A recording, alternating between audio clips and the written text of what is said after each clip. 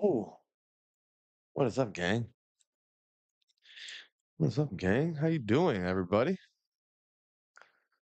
Another productive day. Another good day, another productive day. How's everyone doing today? Oh, we're back at it. We're doing it. We're doing the damn thing. But I want to throw on my Lucy shirt, dude. What music at?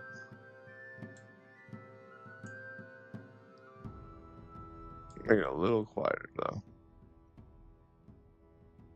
I feel like that's a good quality. Like good.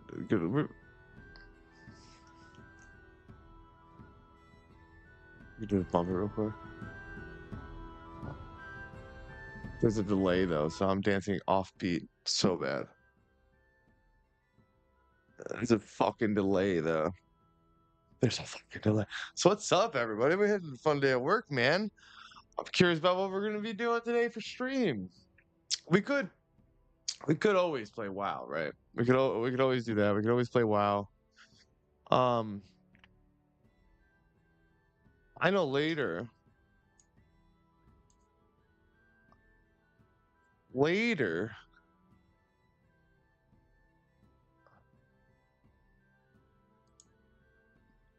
Do not switch.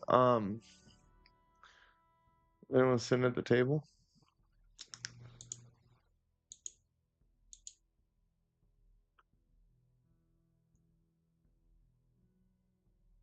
Oh, there's no one there hanging out. Well, that's fun.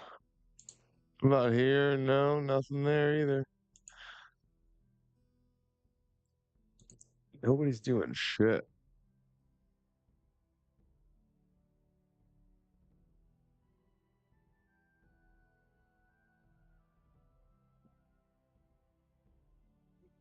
No one's boosted shit. So yeah, what is the plan? That is the question, right? That is the question. Oh, I think we get a little bit of fucking food though. Oh, I have my hair up in a hair tie. I think it's all busted right now. Ah, ah. What is it?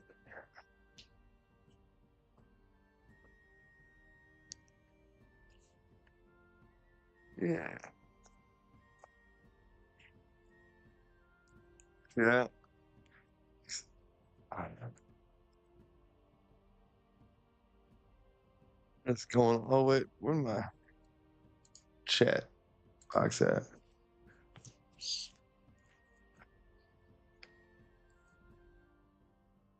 Ugh.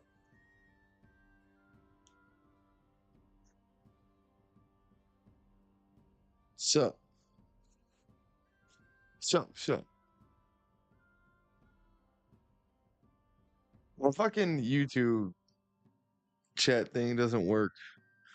It doesn't come through, even though it's hooked up. So I had to run it on a second device. Fucking annoying is that?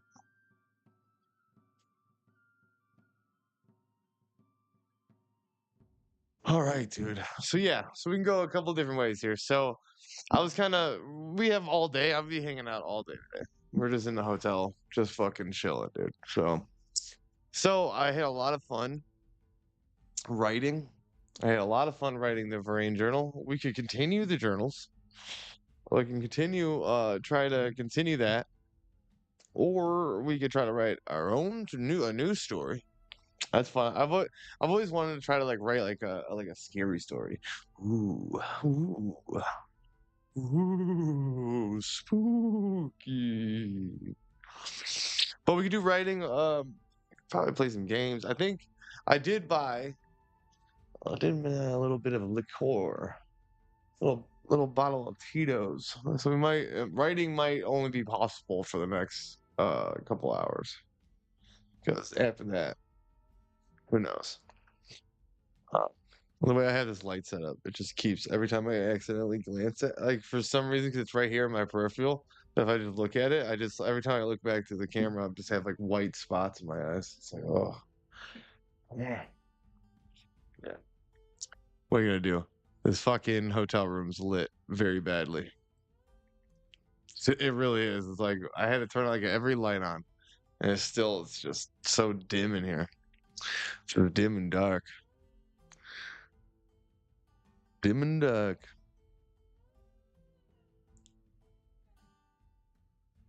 You got a new mic too? Yeah, honey, we got this a while ago. What are you talking about? What are you talking about, babe? We got this a while ago.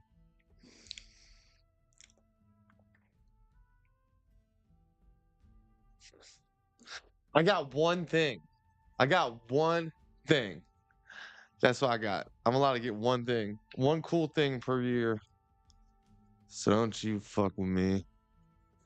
Don't you be talking smack.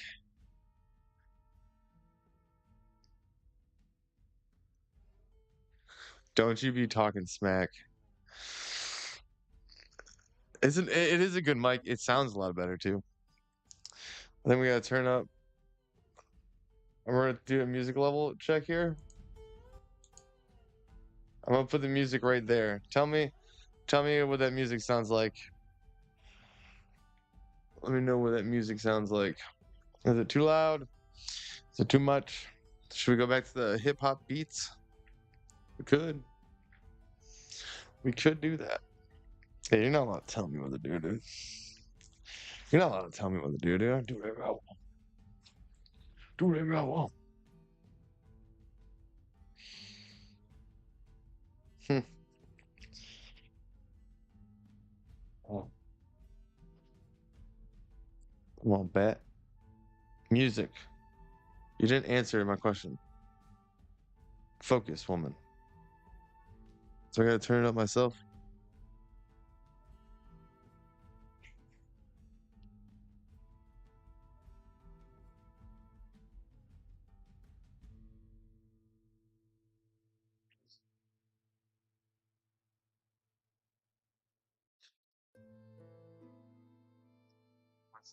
No, that's perfect. Right, we don't want it loud. We don't want it loud. It's just something to be there. So yeah. I don't know what we're gonna do today.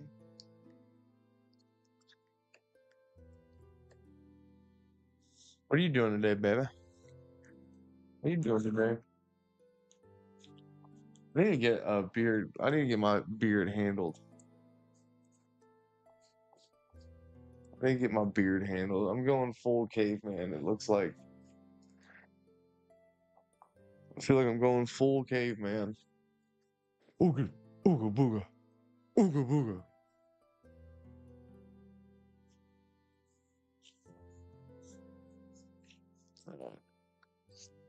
Now, you're about to put it together. Oh my goodness. Good luck. I'm sure it'll go A-okay. I'm sure it'll go A-okay there, BB. Don't worry, BB.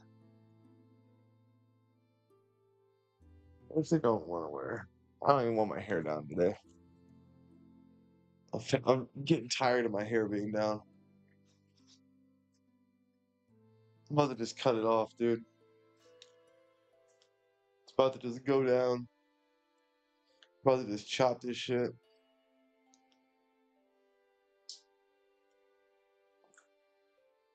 Alright. Alright. I like that one more. I like this hat. Like the dress shirt you put together backwards and upside down. Yeah, right? Yes.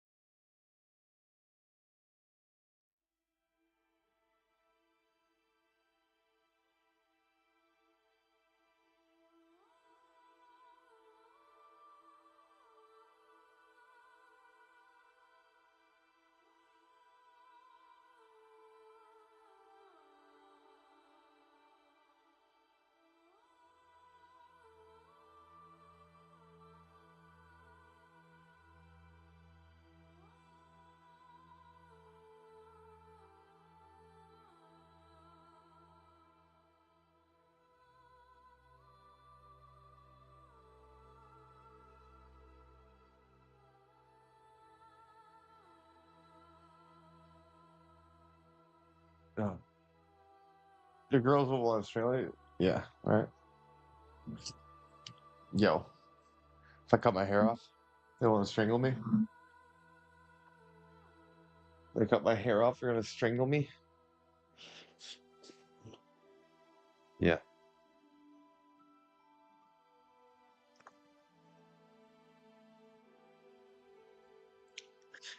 If you can only see how much you do do do do do. All right. So let's open up. We got X. X gonna give it to you.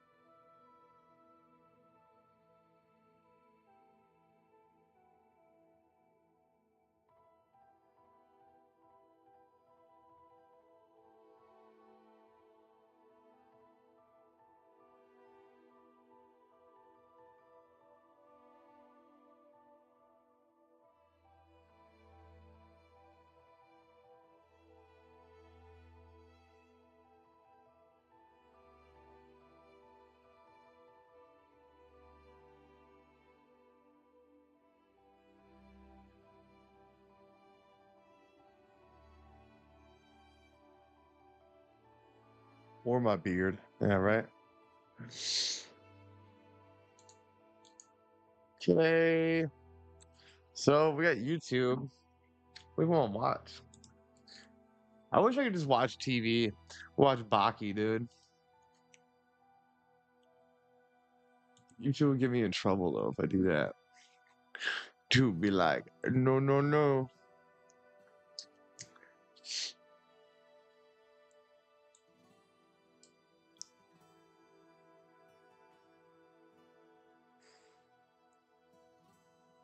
Oh no, the State of the Union. We're gonna watch. We can watch Trump's State of the Union. It's at 7. That'd be fun, huh? Just get plastered. Just watch a State of the Union. Just be in here, just fucking get hype. Go USA, USA, USA.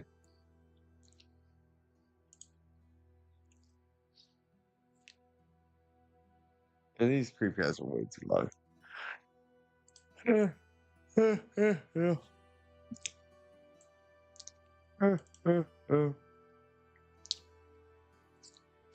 know what I don't have? I think it's at my fucking dad's house, babe. I want my drawing tablet. I don't have my damn drawing tablet. That's what I want. I want a better drawing tablet, honestly. If I'm being 100 with you. If I'm being 100, I think I should get a better one because I was using it pretty good. And I think if I got a good one, I could actually make some dope art. Cause I don't know. Maybe I'm just getting to a stage of my life where I just start wanting to I want to like the writing is so much fun. I just want to, I want to make cool shit. But I don't know. It's hard.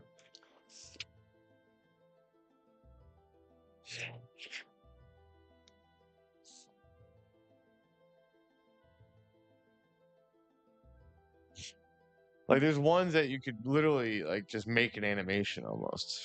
You know what I mean? Like it's just crazy fucking intricate shit. Oh yeah, I forgot we had the Luffy in the background too, dude. I just need a straw hat. Get in our week or something? Nah, I mean we'll see. We'll see when we got some extra dough. If we got some extra dough. It close my eyes.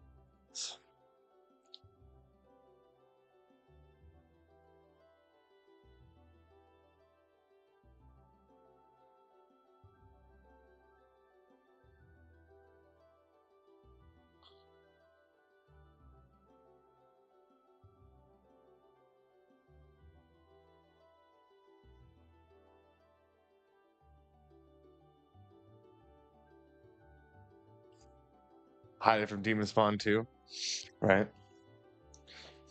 That's who we should be getting a computer for. That's who needs one. That's who needs a drawing talent more than anybody, I bet. Or something like that, editing.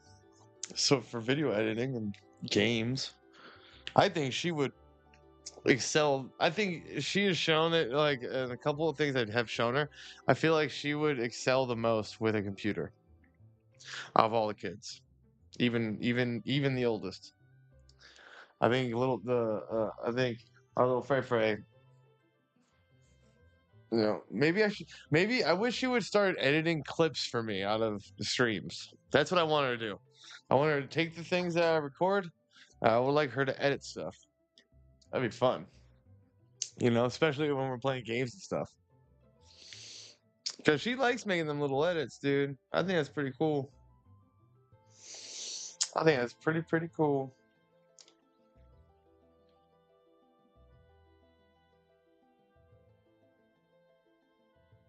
Oh,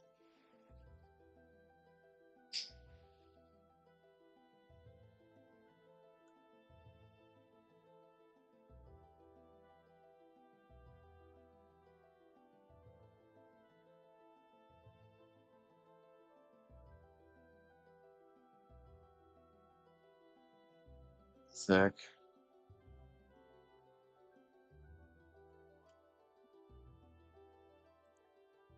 That's what she wants. Right on.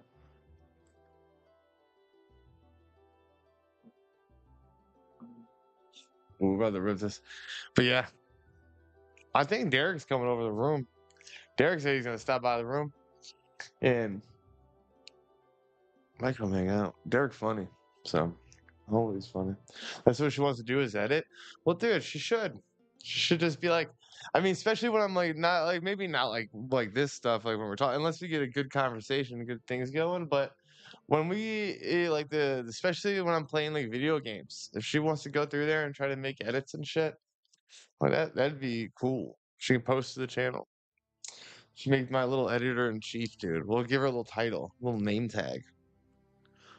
I think we're describing child labor law. Oh, labor, but whatever. It doesn't count if it's your kid, I think.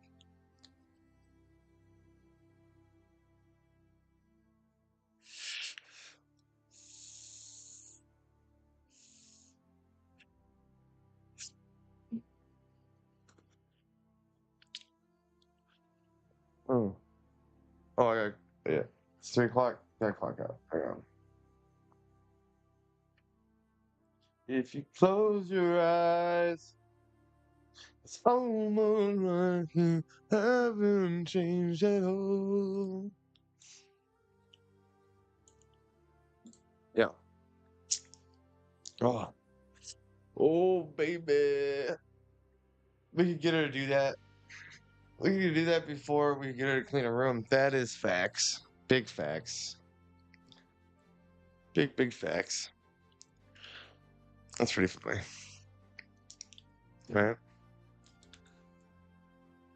To be fair, I probably would want to edit videos long before you made me clean the house or something. So I feel her on that. I would definitely rather edit. I definitely would rather edit.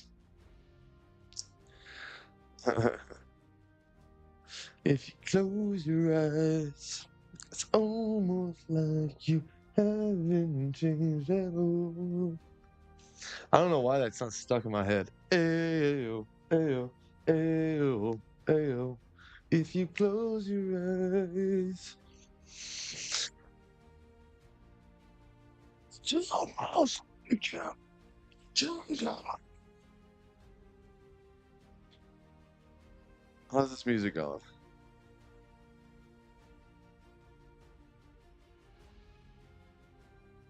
Oh, it's like an adventure.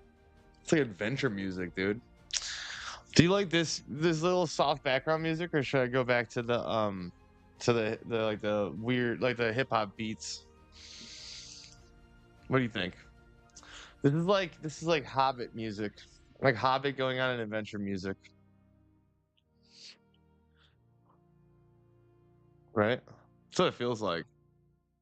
You like it? Okay, we'll keep that on then. Uh, We'll keep it on.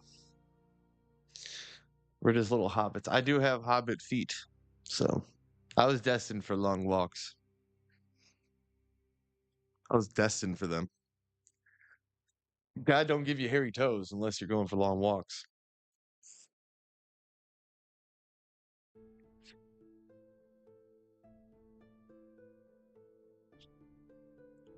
Do do do do do do. Yeah.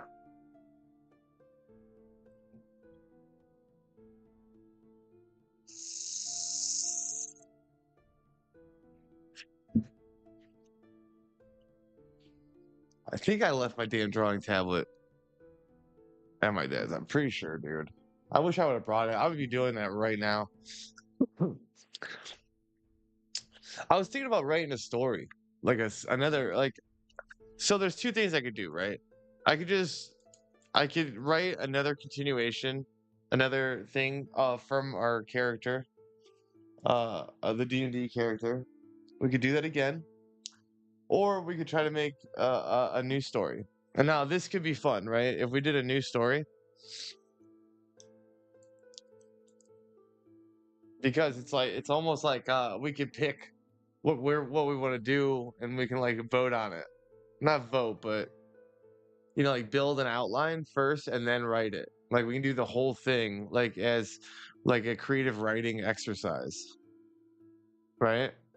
Like just pick a bunch of topics, pick a different plot line, make an outline or something, and then try to execute it in a short story. That would be kind of sick. I'm thinking about it. I'm thinking about it because it's like I don't know if I'm smart enough to do it. This is quite a task. I also was thinking about looking up like what you said about gigantic chunk. Um, I was thinking about looking up what do you call it?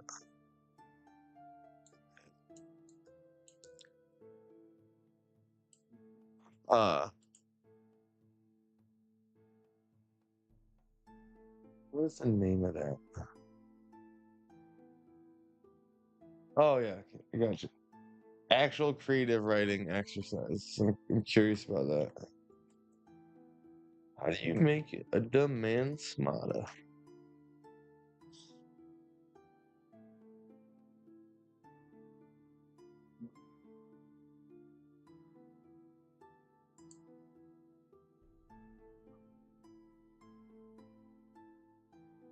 Free writing, creative exercises can also be done in groups. For instance, each member writes for 10 minutes. Oh, dude. You know how fun of a game we could play where we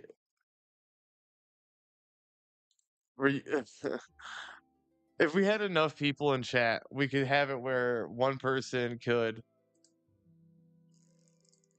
like go back where like one person writes a sentence. It starts with like our first sentence. Give me the first sentence. Yeah. Type the first sentence. And I'll do the next one. And then you'll do one. And then I'll do one. How fun's that? Let's build a story.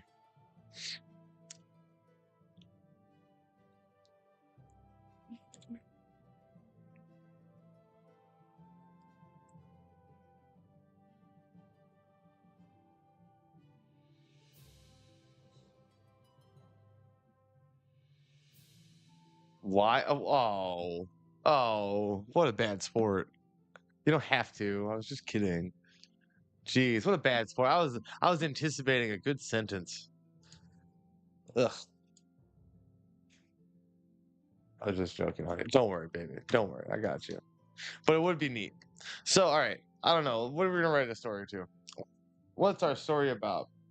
Let's pick a genre. What genre of story do you think we should go in?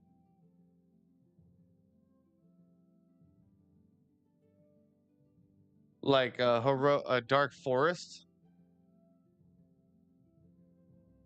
Dark forest. So a dark forest. Okay. That's a location. Um,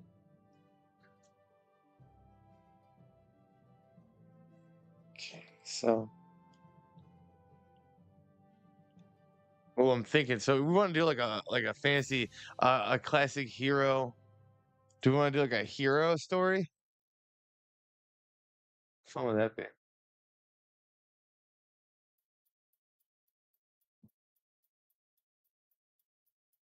Scream the soul the distance from the damn trees. Yeah, that's a rough start.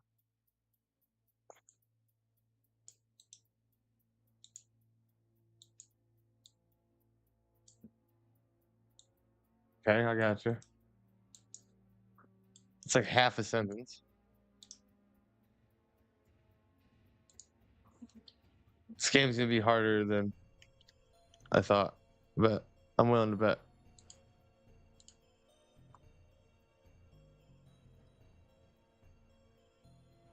Hearing this,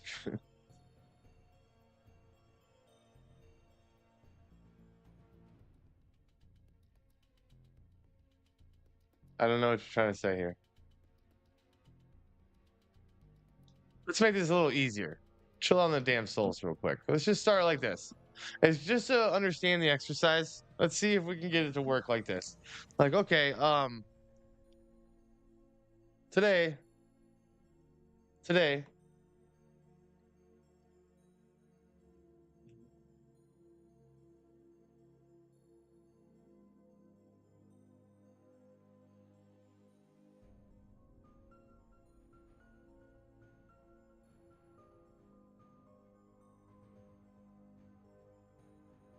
see? Okay. So it's not the best sentence in the world, but it gives the idea here, right? This is what we're looking for, in a sense, right? Jeez, I can't spell either, apparently. I can't type. Today, when I got on the bus, I got the weirdest feeling. All right, now you do a sentence. Keep, you don't have to be just, you know what I mean? I just want to see if we could do this sentence and sentence in a natural way. I just want to see what happens.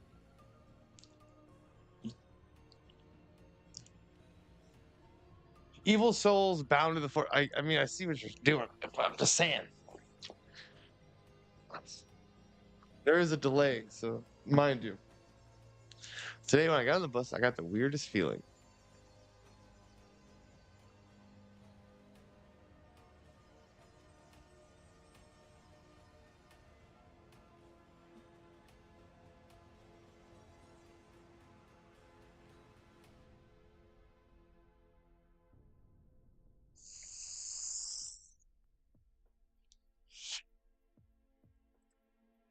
Actually, hang on.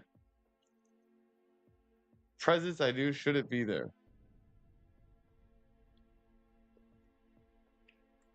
What's with this? Presents I knew shouldn't be there. I like it. Using the word presence, I feel like it's like someone. It gives the impression that somebody is like instead of using like a different euphemism, like a presence seems like it would be like a supernatural thing. Right when I got on the bus, I got the weirdest presence I knew shouldn't be there.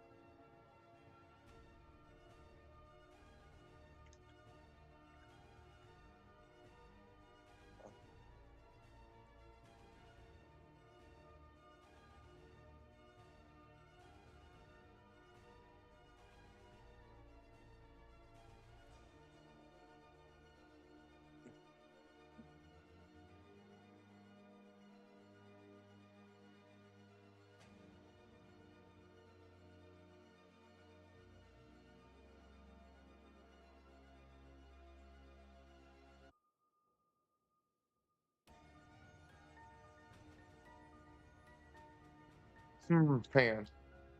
Today when I got on the bus, I got the weirdest feeling. The presence I knew shouldn't be there. I don't like that. The presence I knew shouldn't be there.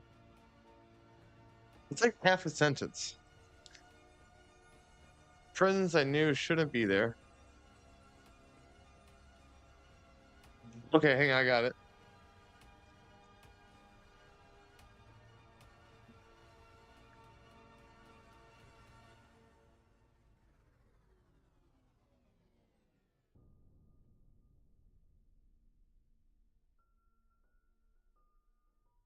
That's fine. It's right. No, no, it's good. It's right. I'm gonna write my sentence. I gotta see because I'm like, this is kind of how we decide where we're gonna go, where we're doing. So today when I got on the bus, I got the weirdest feeling. A presence I knew shouldn't be there. A presence I knew, and you're saying that the presence is something, a presence you knew shouldn't be there.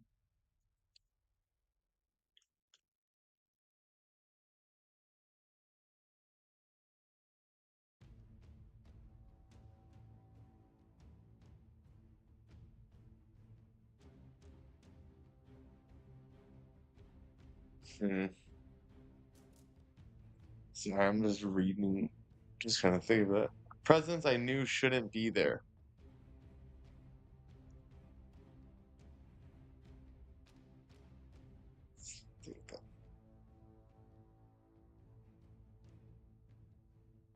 Okay, I give up. It's a stupid game. I don't want to play it no more. I don't want to play it no more. I'm just gonna write different stuff. Now, I did have an idea about like a shape shift type thing. Check this out. Like imagine if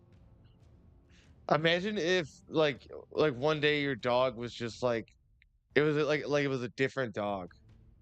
But like everything's the same. You even check like a little scar it had or one of its unique like birthmarks and everything's the same, but something just makes you there's something it's not the right dog. It's a different dog.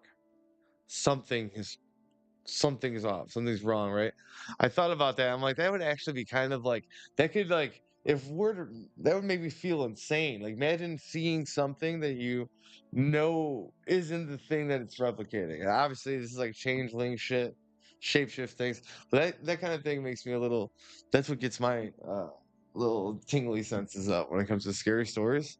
I was kind of thinking about that, you know? But whatever.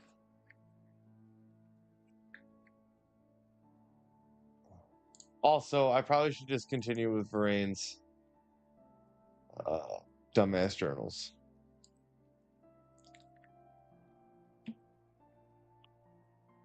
It's probably what we're gonna do. Should I make these text bigger?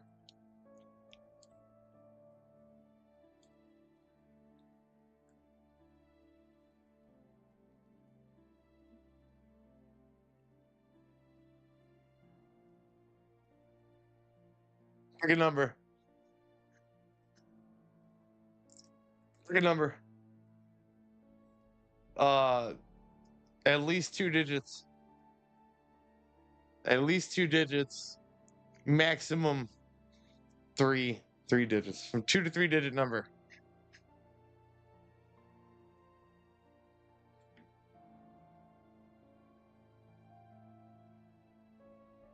Honey. Okay.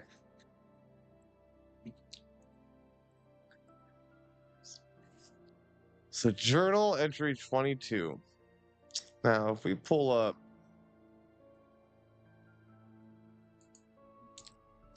this and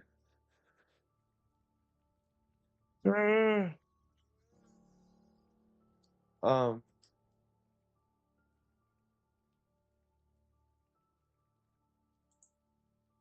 what is it?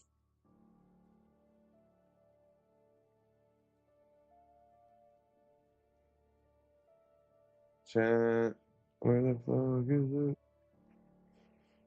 Oh, there's a thread. Okay. Okay, so our other one was 167. That's fun. Okay, and Oh yeah, where's our reference sheet? We wrote it out yesterday. This is what I mean. We did do this stuff yesterday. We wrote it out.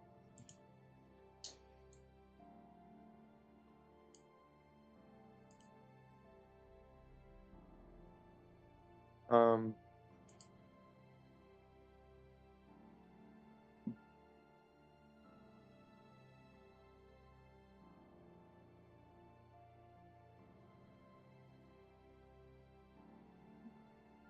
then go to Grok.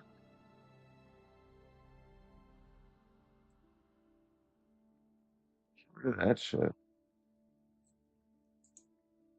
Fucking lost again.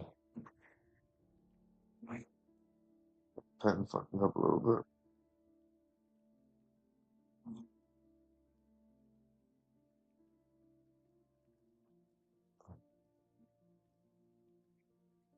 There it is.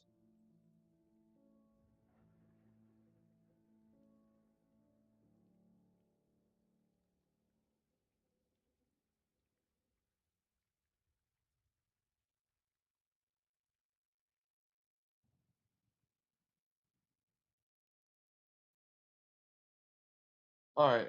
So what we had from yesterday, that was the attack. Oh, oh, that was the attack of his family, right? So that's that is the orphaning, as I like to call it, the orphaning. Um, and this is journal entry 22. That's pretty early on.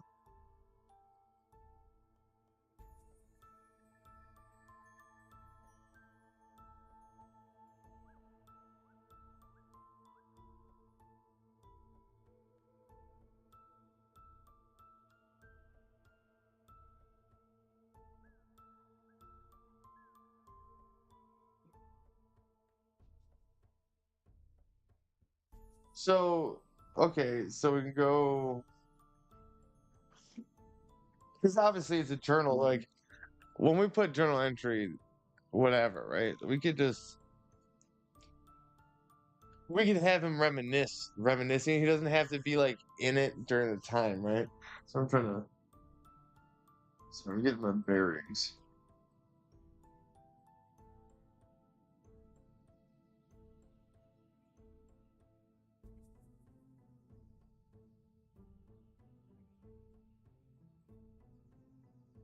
Someone's banging on the door, on the wall. It sounded like.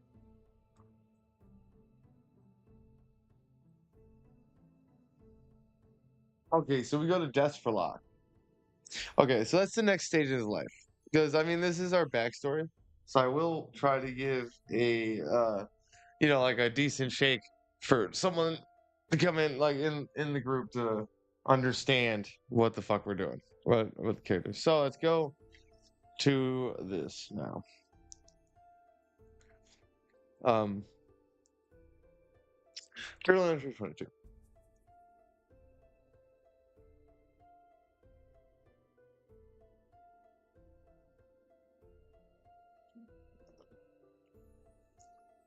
Um, what city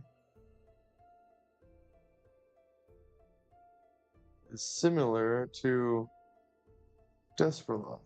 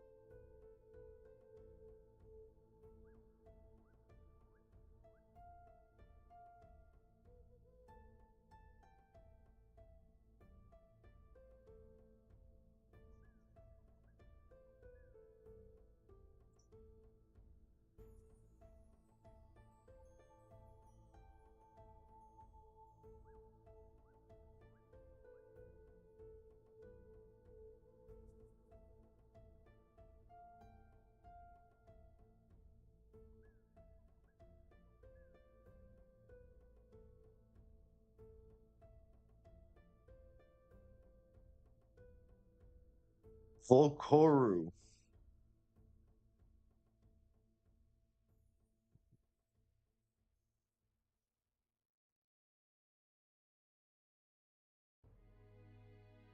So there's a place called Volkoru, and it's the most similar to Depthsfalak, a small fortified pirate community built atop Lazul Monastery ruins. Ringed by the slag wall and guarded by the Vigil, Volkoru was a compact, multi-tiered survivor holdout, centered around a massive sacred pyre, burning like a giant torch at its peak. Offering fragile protection against the Umbra is in the post-apostasy Halcyon domain.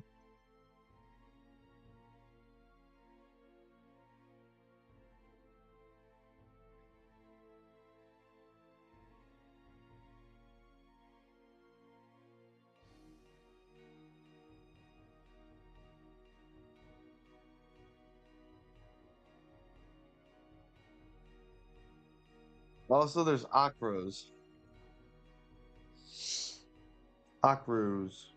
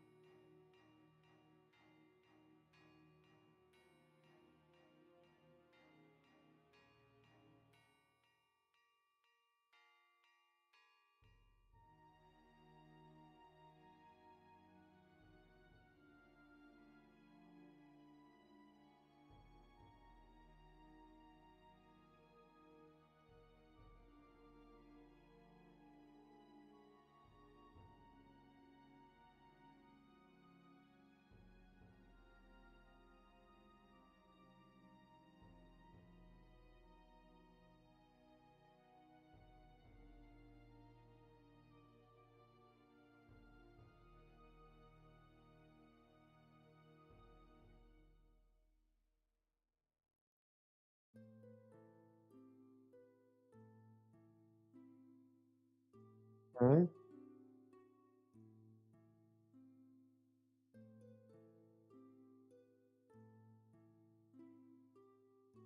Like Desperlock.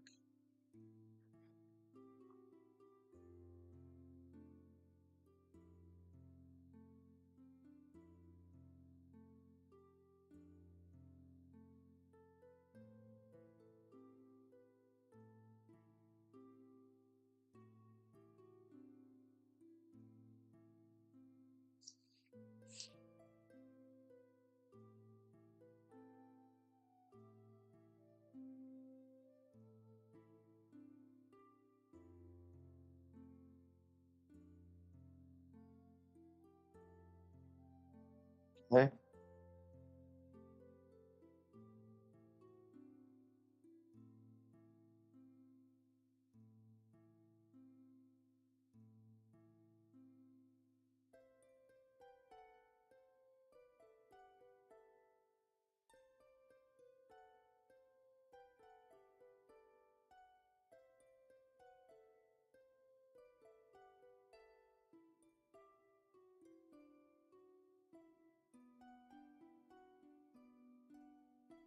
Sorry, I'm just reading this stuff to get an idea of what we're doing here. You know what I mean?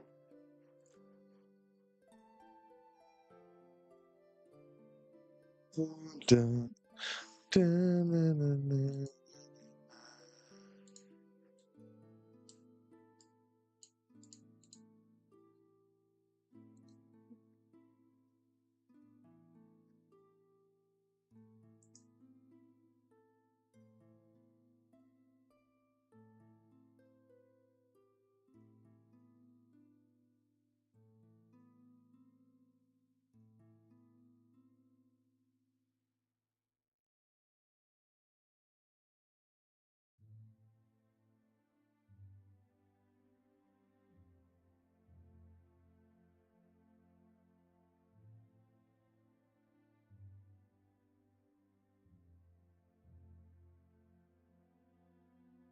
All right. No.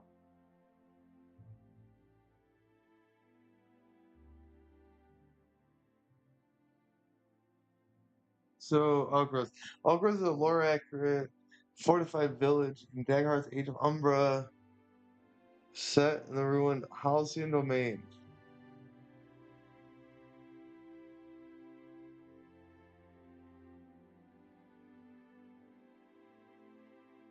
Idle Hollows.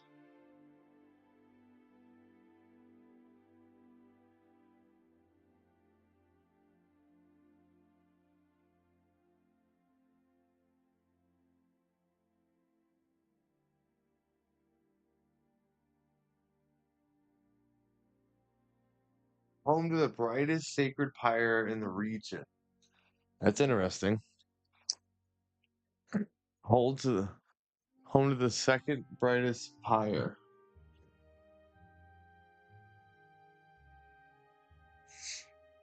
Huh. That's fun. I'm gonna write that off on the side for a little bit. I gotta get my have my juices flowing here a little bit. Today. Ooh.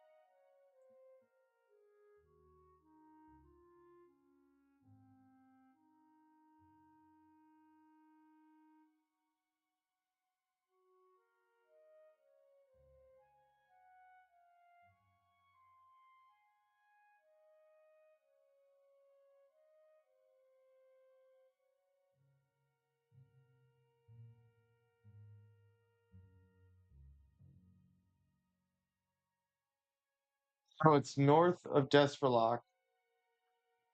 Okay.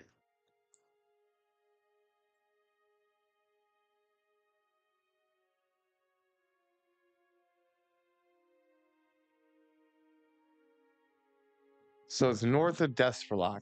So all right, this is what I'm trying to do. I don't know what I'm talking to, but this is what I'm trying to do. I'm trying to write a story how, well, one, that we're in a current city.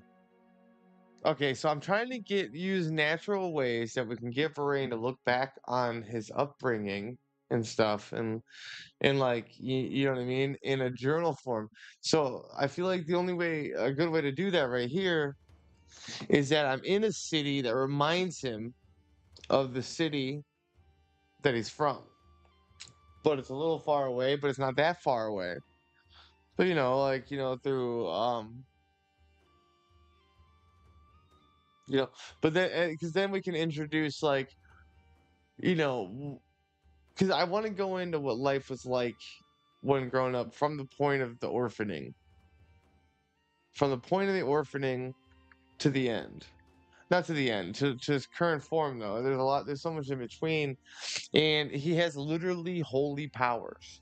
When he heals, his eyes glow and shit, and he fucking heals somebody. So like, where did he get these? You know what I mean? Like, we have to try to build that is very difficult. So it doesn't even matter. But even if we just, you know what, get rid of the journal entry. Let's just start totally fresh. It's totally fresh. I'll just we'll just talk about that.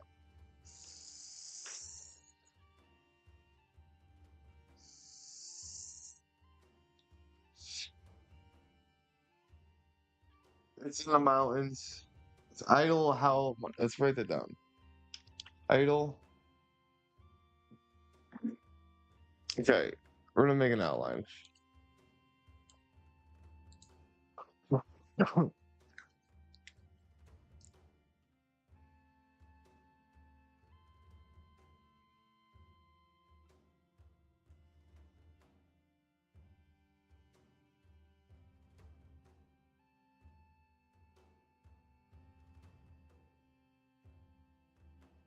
idol.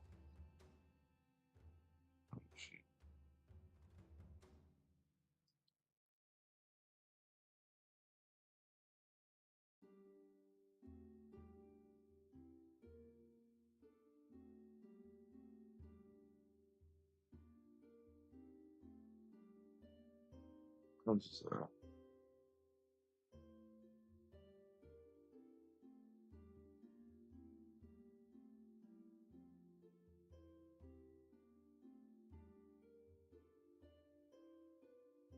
the fuck is it? Idle Hollow Mountains.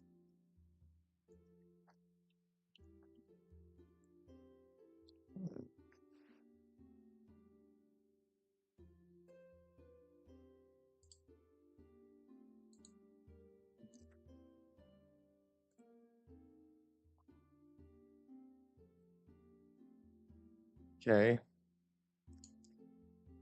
Let's do a tab here.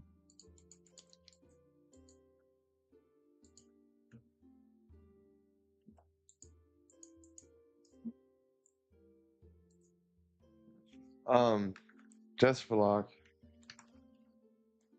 Desperlock slash Desperlock runs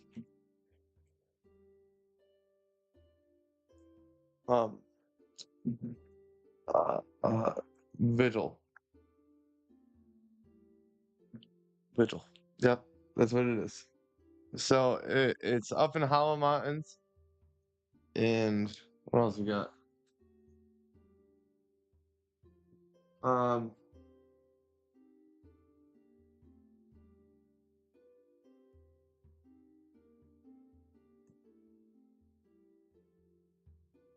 overlooks.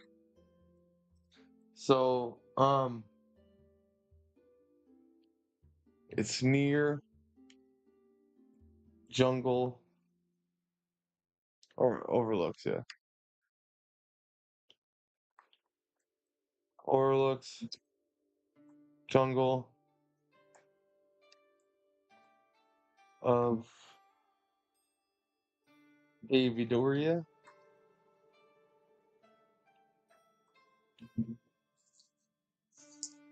Probably make probably get away with making this a little bigger, huh?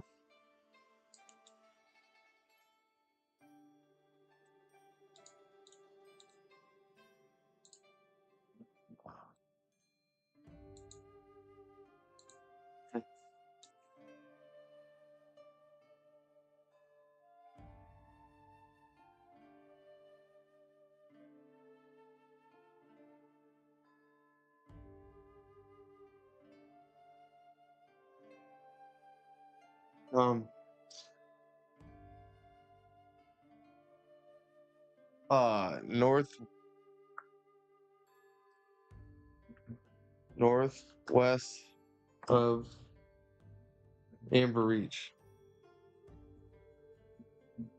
Remember, that's our where we come from.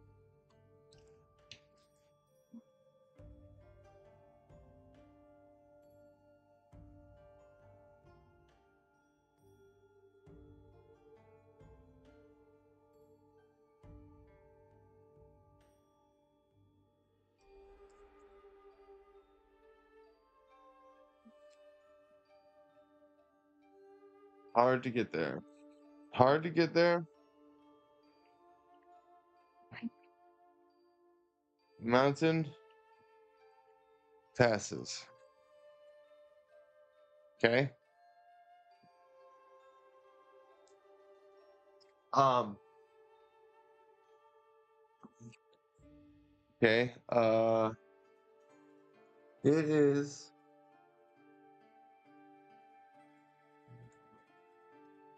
built on top of partially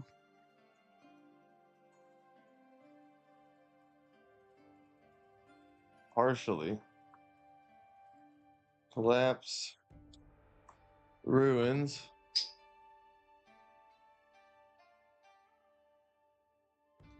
of Luzai Luzal Monastery. See, we're getting this. This is a good idea, actually, because we don't know it. I don't know enough to just write off of like. We can always do like generic things, but I think that if we really get to know these areas, we'll be able to make a decent, like a more connected feeling backstory. But who knows, you know? Yeah. We have versus DoorDash, dude. I'm so hungry.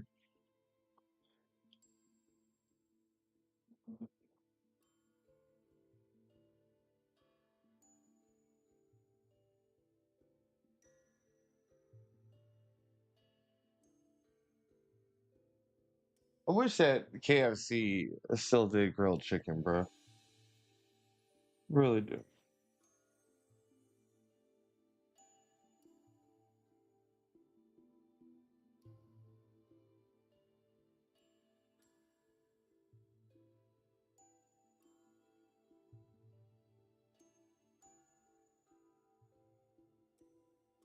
We get Chipotle again.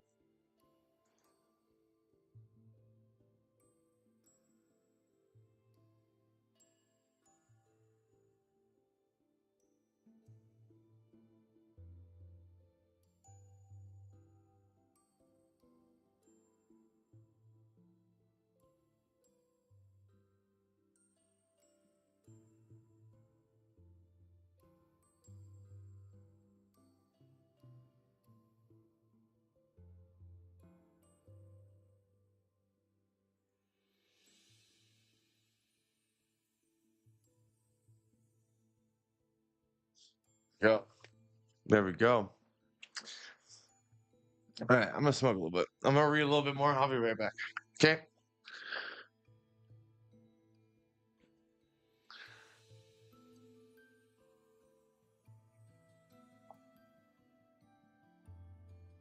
Uh,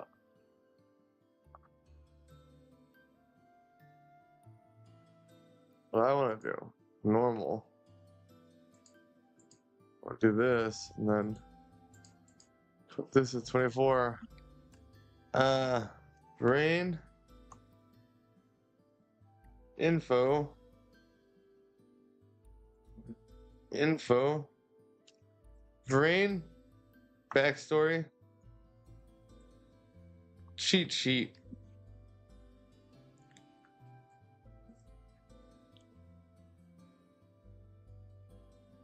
Okay.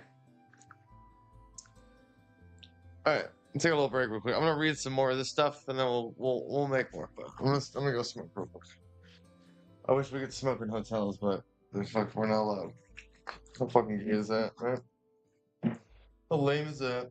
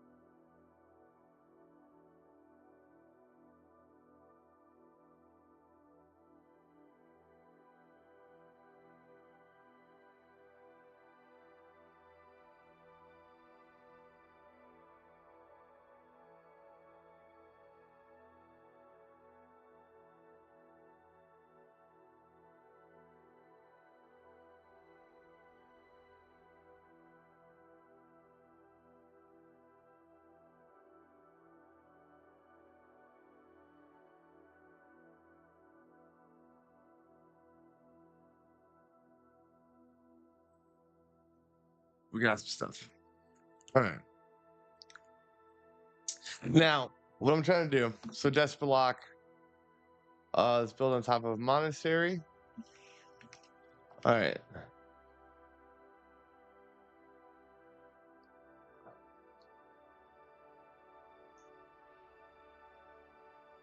We got some stuff.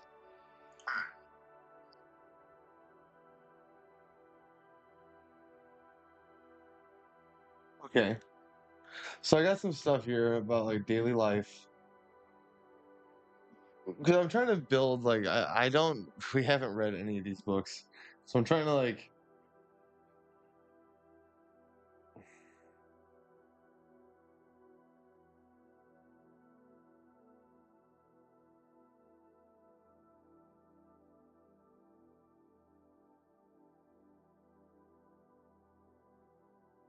overgrown vaults. Okay, here's another location. So all right, slag wall. Slag wall.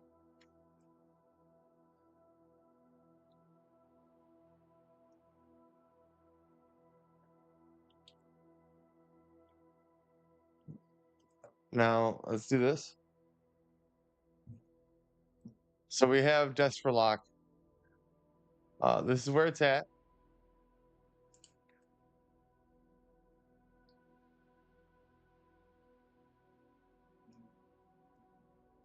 Should do like bullet points.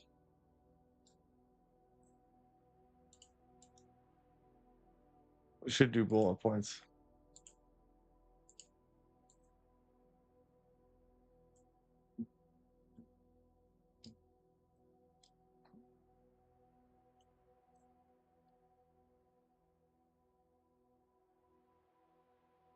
Okay.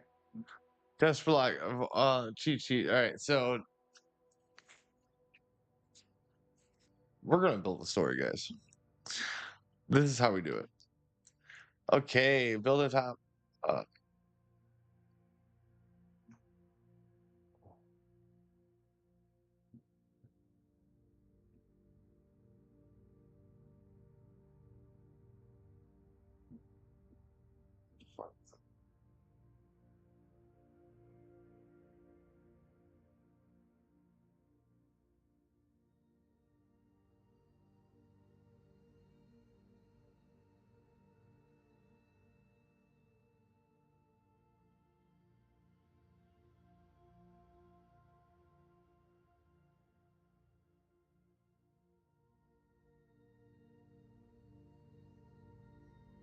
okay, now we're gonna get rid of this. Go to the center here. Do one. Desperlock. Um, this was city locations. Okay.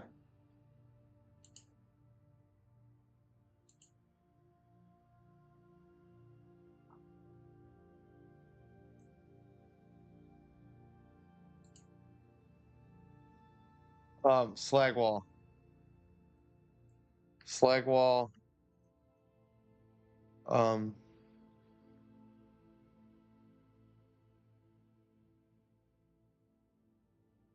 Flag wall sounds sweet, by the way. It's a bunch of melted shields.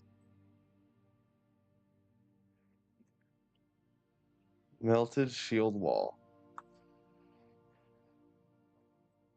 Okay.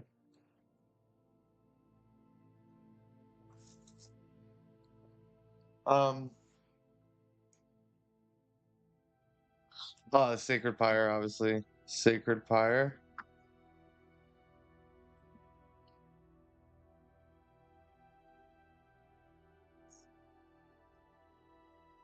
Um, the ruins themselves. We already know that. The ruins. Ruins.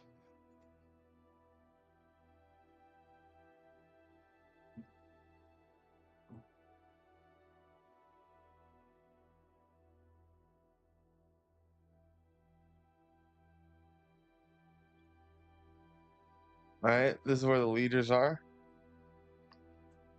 Triarch chambers.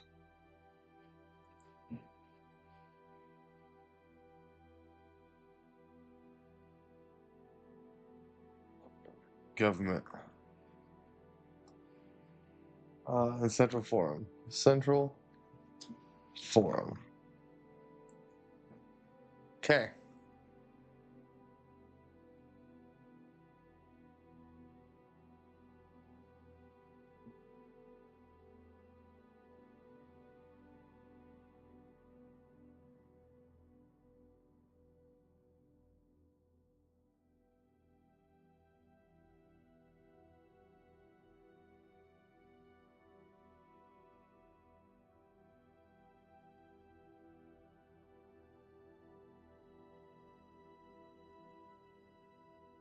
Okay, so there's a vow, it's a light bearer's vow that they do. Um, this is kind of interesting. So it's a monthly light bearer's vow. Group chant at a full moon vigil. We are enduring, we keep the flame, we shield the weak, we strike the dark, by pyre and revenant we endure.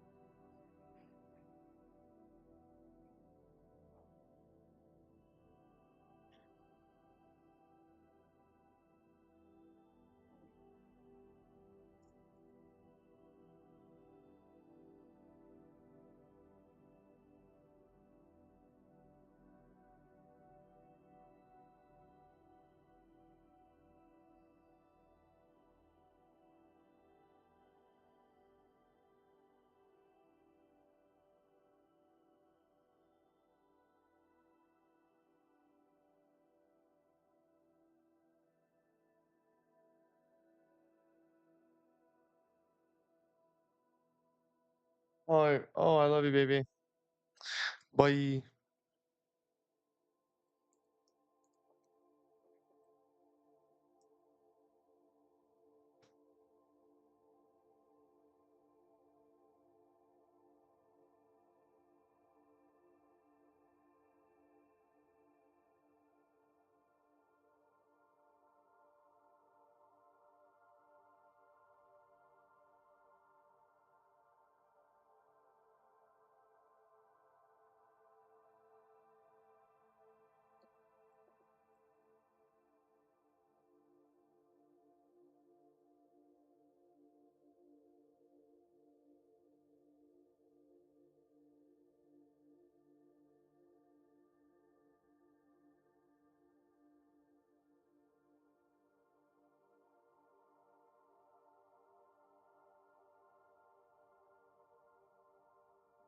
So hungry, dude.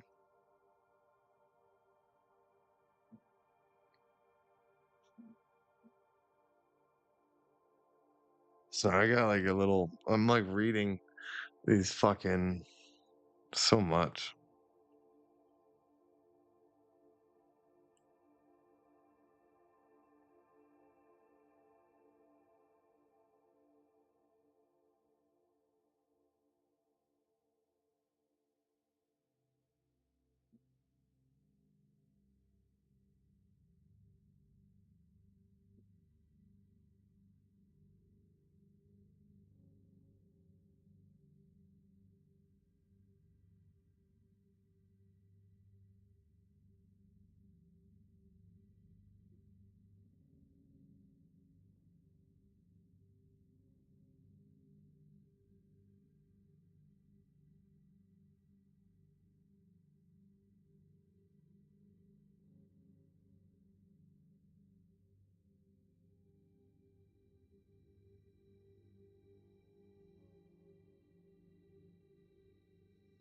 So it's just open for interpretation.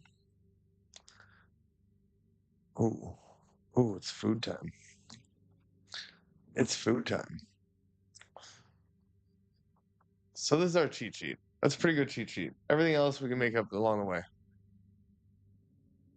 Slag Wall 6, Sacred Pyre ruins, um, the monastery ruins.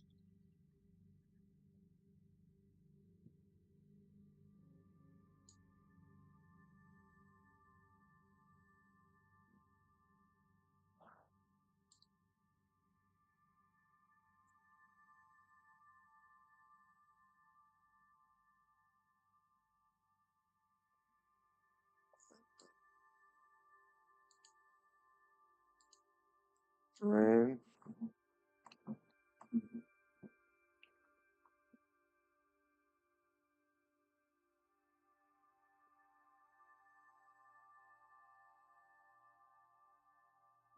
Bastards.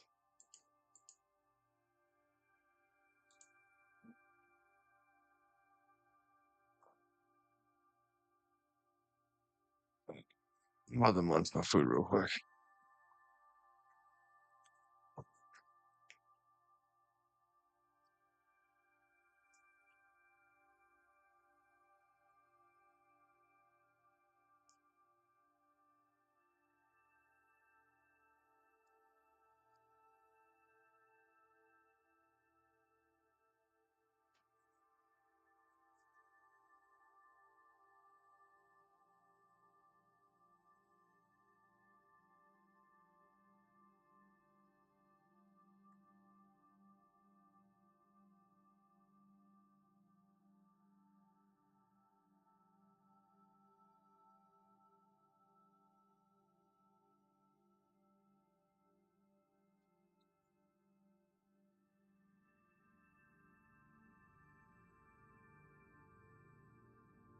Look at that gang.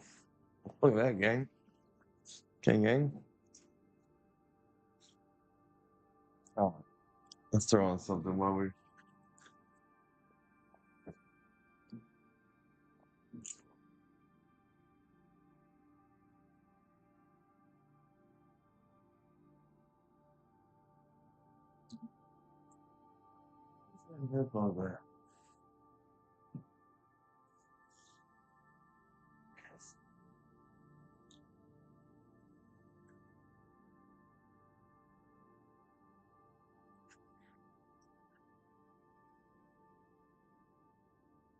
Let's watch a little.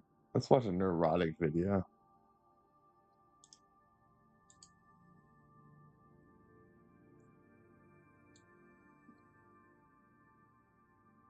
What demographic are you looking to acquire now? That's a good question. I think that's probably a showrunner question for Alex Kurtzman and Nova Landau, our co-showrunners. I was writing for people who love Trek, and then I was doing my best to write for people who I wanted to love Trek. Fascinating. You know, truly, I would love to sit in a room and just write Star Trek for Star Trek fans only. It is a new world. It's the streaming world. We have to bring in new viewers. Ignoring that is like, it's just not reality. So as much as I would love to write the Ben Sisko love letter that only speaks to people who already know the canon, like I was tasked with also working really hard to handhold and bring in brand new people, some of whom are very young. Had to bring in people who didn't normally watch Star Trek, or who thought Star Trek was too stuffy, or who thought it was too sciencey and too techy, while still honoring what all of us fans love about it.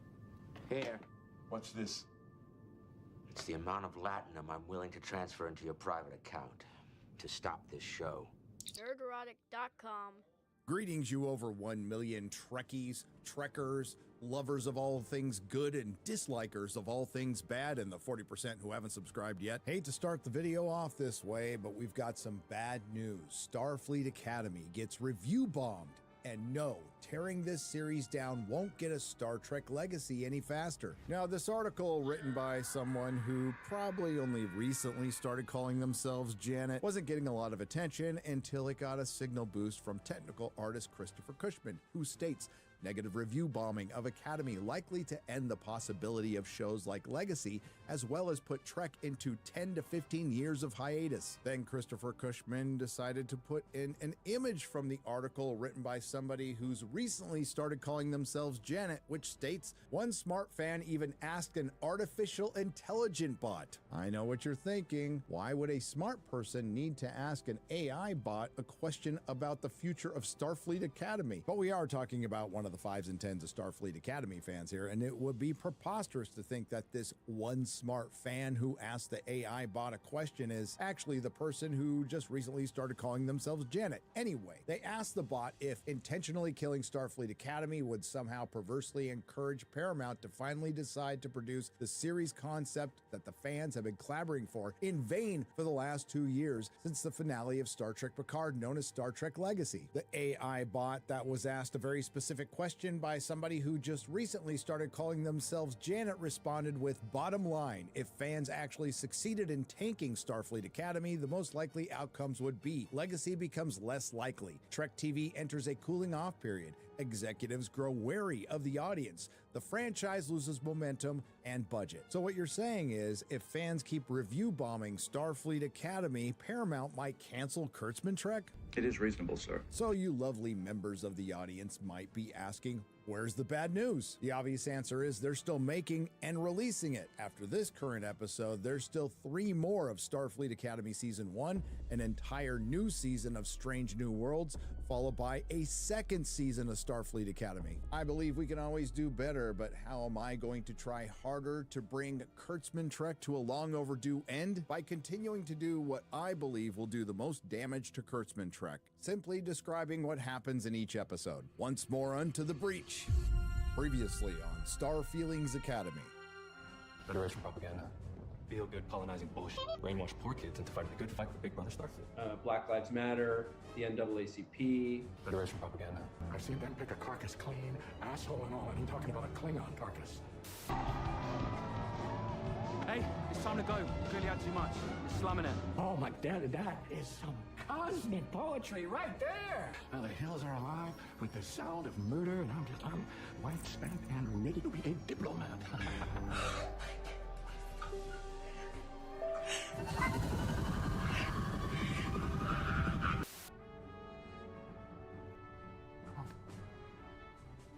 This is, I would say, arguably the gayest Star Trek. by a considerable margin.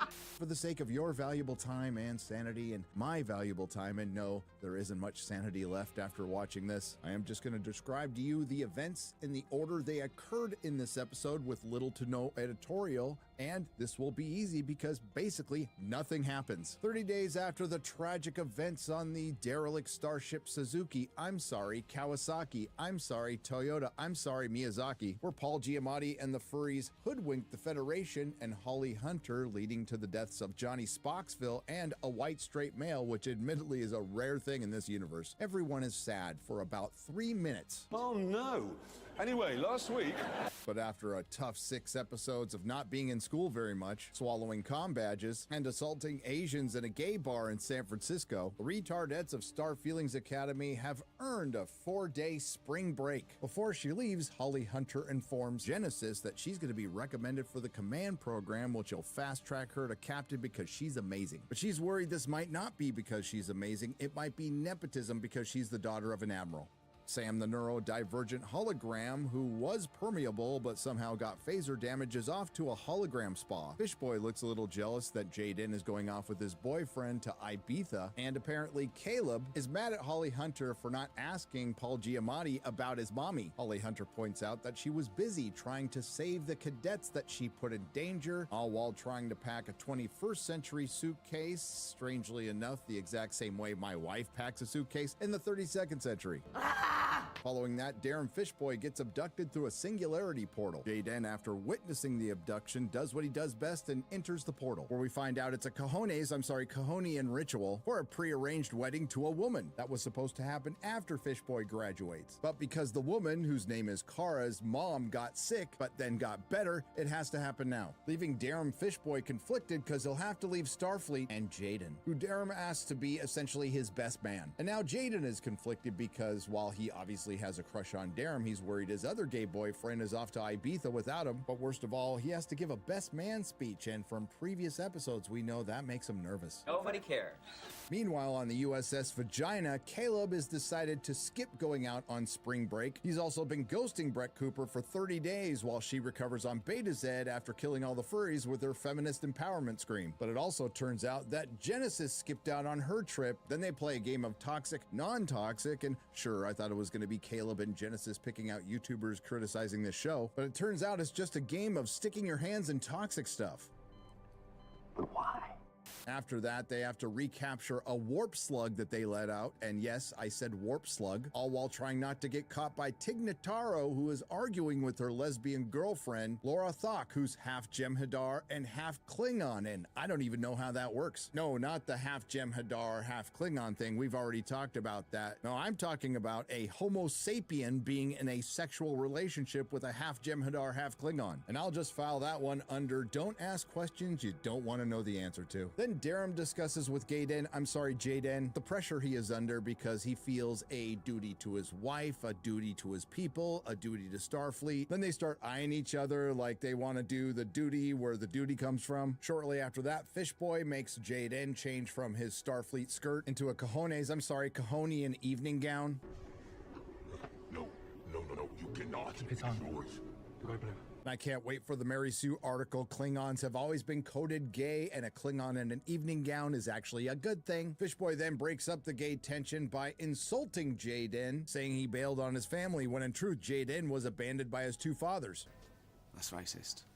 Meanwhile, back on the USS Vagina, Genesis risks getting Caleb and her court-martialed by hacking their way on the bridge, so Genesis can get the letters of recommendation that she manipulated off the command recommendation, so she won't get court-martialed. They get caught by Tig Notaro, who rats them out to Holly Hunter, who gives them a slap on the wrist. We find out Genesis manipulated those letters of recommendation because they mention that she fears she might not be as amazing as everyone thinks she is, and her hero's journey will be complete when she discovers that she really is that amazing. And Caleb finally stops ghosting Brett Cooper by sending her an email. Back on Cajones, Gay Dan finally gives his best man speech, where he not so subtly mentions that Darum Fishboy is only doing this out of duty to his family and Kyra, who was the one who had Darum Fishboy abducted 6 years early before they planned, but somehow it becomes his fault by saying Darum Fishboy was starting this wedding with a lie. So the wedding is called off. Now Kyra is free to be the first female ruler of Cajones with her girlfriend with caterpillar eyebrows, and Darum is free to go back to Starfleet and get involved in a first for Star Trek, a gay love triangle between a Fishboy, a Klingon, and a human. Oh, that's not right.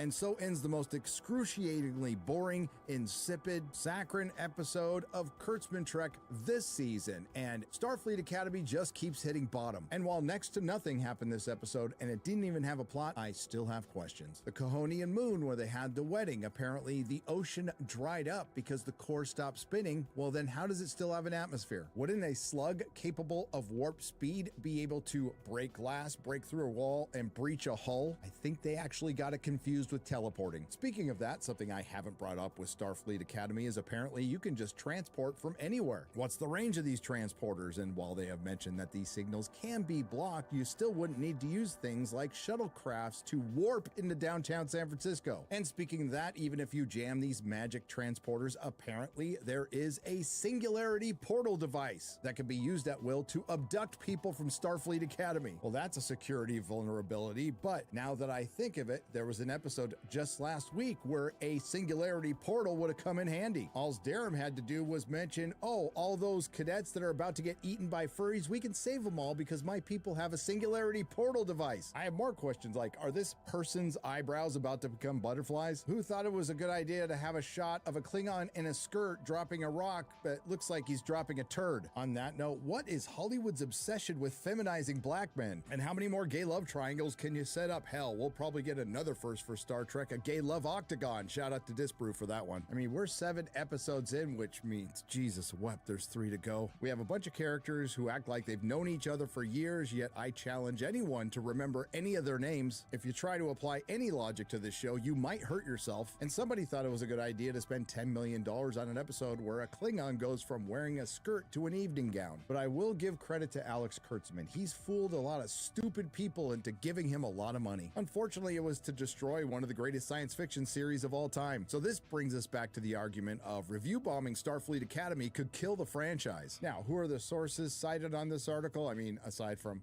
Janet, well, it's users on Reddit. Is Starfleet Academy perfect? Nope. Is it cheesy at times? Absolutely. Noted one Reddit user. But if we keep complaining and tank its ratings, 1 star on IMDb talking about you. Sorry, I haven't gotten to mine yet, but I will right after this video. Just because it's not how we think Star Trek should be, the only outcome is that it gets canceled and we get nothing else. Don't give me hope. But it gets better. Some users commenting on this post noted that this kind of review bombing only has served to discourage many people from turning to the review aggregates as reliable sources. I'm still waiting to hear the problem. In all seriousness, review bombing is real, and it goes both ways. There's a bunch of people who don't watch the thing and give it 1 star. There's also a bunch of people who don't watch the thing and give it 5 stars. There's also studios that hire third-party companies to create a bunch of false 5-star reviews. I mean, isn't it amazing that review bombing skipped a movie like Wakanda Wakanda Forever, which it really shouldn't have because it was abysmal, and somehow it missed the Marvels? Or did it? Because review bombing goes both ways. Currently, Starfleet Academy has a 44% audience score, and because we haven't checked in a while, it's sitting at a 4.2 out of 10 on IMDb and a brutal 1.7 on Metacritic, which is far more accurate. You can take out the canon and lore destruction argument out of this completely, and what you're left with is the worst written TV show in the last decade, and it's not even questionable. And with all the money they've spent on this series, it didn't chart on the Nielsen ratings for the second week in a row, and it looks like it never will. So in Christopher Crushman's follow-up to his own tweet, who just so happens to have me blocked on Twitter, he says this: if Trek fails, fans will have an equal share in that outcome. My past criticism has always been vocal about the destruction of TOS storylines. Academy is 1,000 years in the future and poses little to no risk to that continuity. If you hate it, don't watch it. Aside from the fact that this is an artist who works for Star Trek just trying to keep his job, so you're okay with them going 1,000 years in the future, destroying the Klingon Empire, destroying the Romulan Empire, destroying the Federation, because according to Paramount right now, all roads from original Trek lead to Starfleet Academy. The only way to save Star Trek is to cancel it right now, not after the next season of Strange New Worlds or even after season 2 of Starfleet Academy. Do it in the middle of one of the episodes, make it very public and very embarrassing, and that would show that Paramount means business. Put all of Kurtzman Trek into the Kelvin timeline, let it sit for a decade minimum, and pray that Hollywood could somehow rediscover masculinity, because every second of Kurtzman Trek released seals the franchise's fate. What most people don't realize, and why would they, because they're sane and they don't watch Kurtzman Trek, that aside from Picard season 3, it's always been this bad. So Hollywood, don't cry to me about AI when studios like Paramount, who are currently supposed to buy Warner Brothers, and for this sole reason they shouldn't be allowed to buy it, have paid Alex Kurtzman and his team of hacks millions to destroy one of the greatest American sci-fi franchises for almost 10 years. Some will say Star Trek was killed. Some will say Star Trek committed suicide. I will say Star Trek committed androcide. Nerderotic.com. If you like what you heard, please like, share, and subscribe. If you didn't like what you heard, I thank you for listening this long. I will see you in the next video.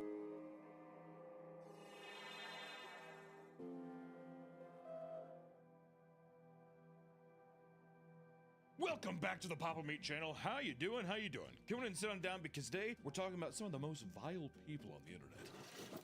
Influencer parents.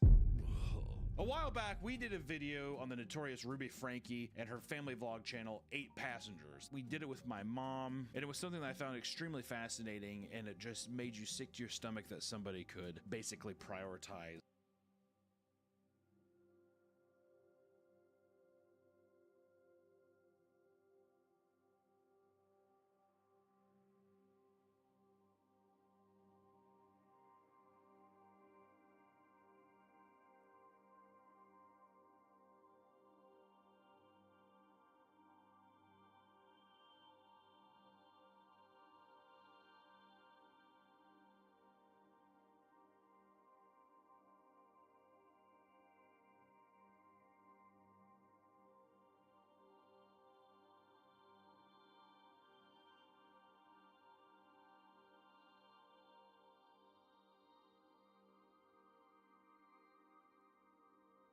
What demographic are you looking to acquire?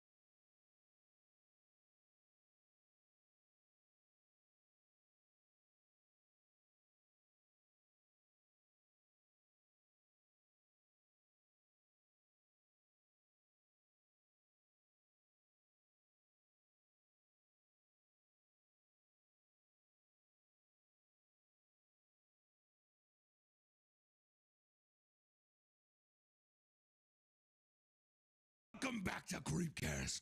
Today we are doing a grab bag. We haven't done that in a while, but it's going to be a fun grab bag because we are reading an author that we've never read, and then we are coming back to an author that we love their story. The first author, or Isaiah, you take the authors. So the authors we've got today, we're going to have two stories from Max Voynich. I believe that name's in reference to the Voynich manuscript, which is very cool. Max Voynich seems to have posted a lot in No Sleep, like 5 to 10 years ago. Oh, okay. My fucking mic was muted. It looks like he hasn't posted anything Thank God in I 6 noticed that. years. He has enough of a following that there is an art. I think we're play some WoW, dude, and listen to a Creepcast. Maybe we get in the mood to rate.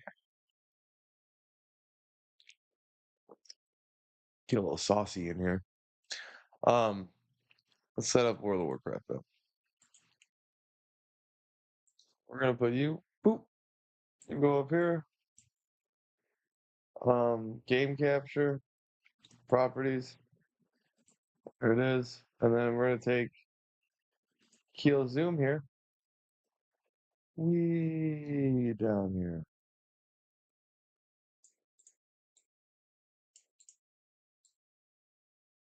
Put you back up here.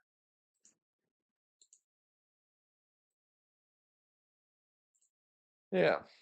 Oh, is that it? Let's go to volume. Yeah, and then that's muted. Perfect.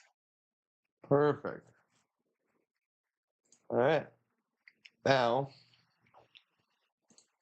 got a cube over here.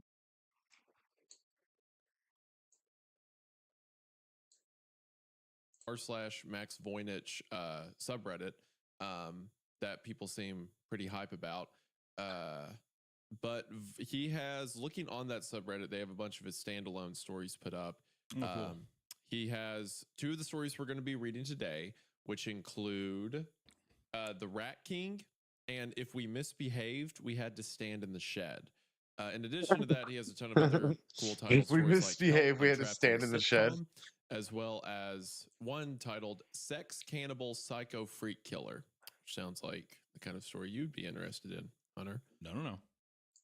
Oh. Then, after we get done reading him, we're going to have a story from an author we've all come to know and love, Dopamine. And we love Dopamine because they wrote the incredible story, what was the correct title for it? The Dead Girl in My Yard Was the Best Friend I Ever Had. Yeah. Yep. The one about like the Wendigo thing in the backyard that like tried to lure him in. That one. So that story was sick. Very So good. today we're going to be reading their story. They told me I was nothing but a dog. So yeah, pretty stoked. All the titles. I mean, Max's stories, Rat King, is just awesome. Love that. And then also even just the full title of his story is If We Misbehaved as Children, We Had to Stand in the Shed. Something Look else. how many people are here.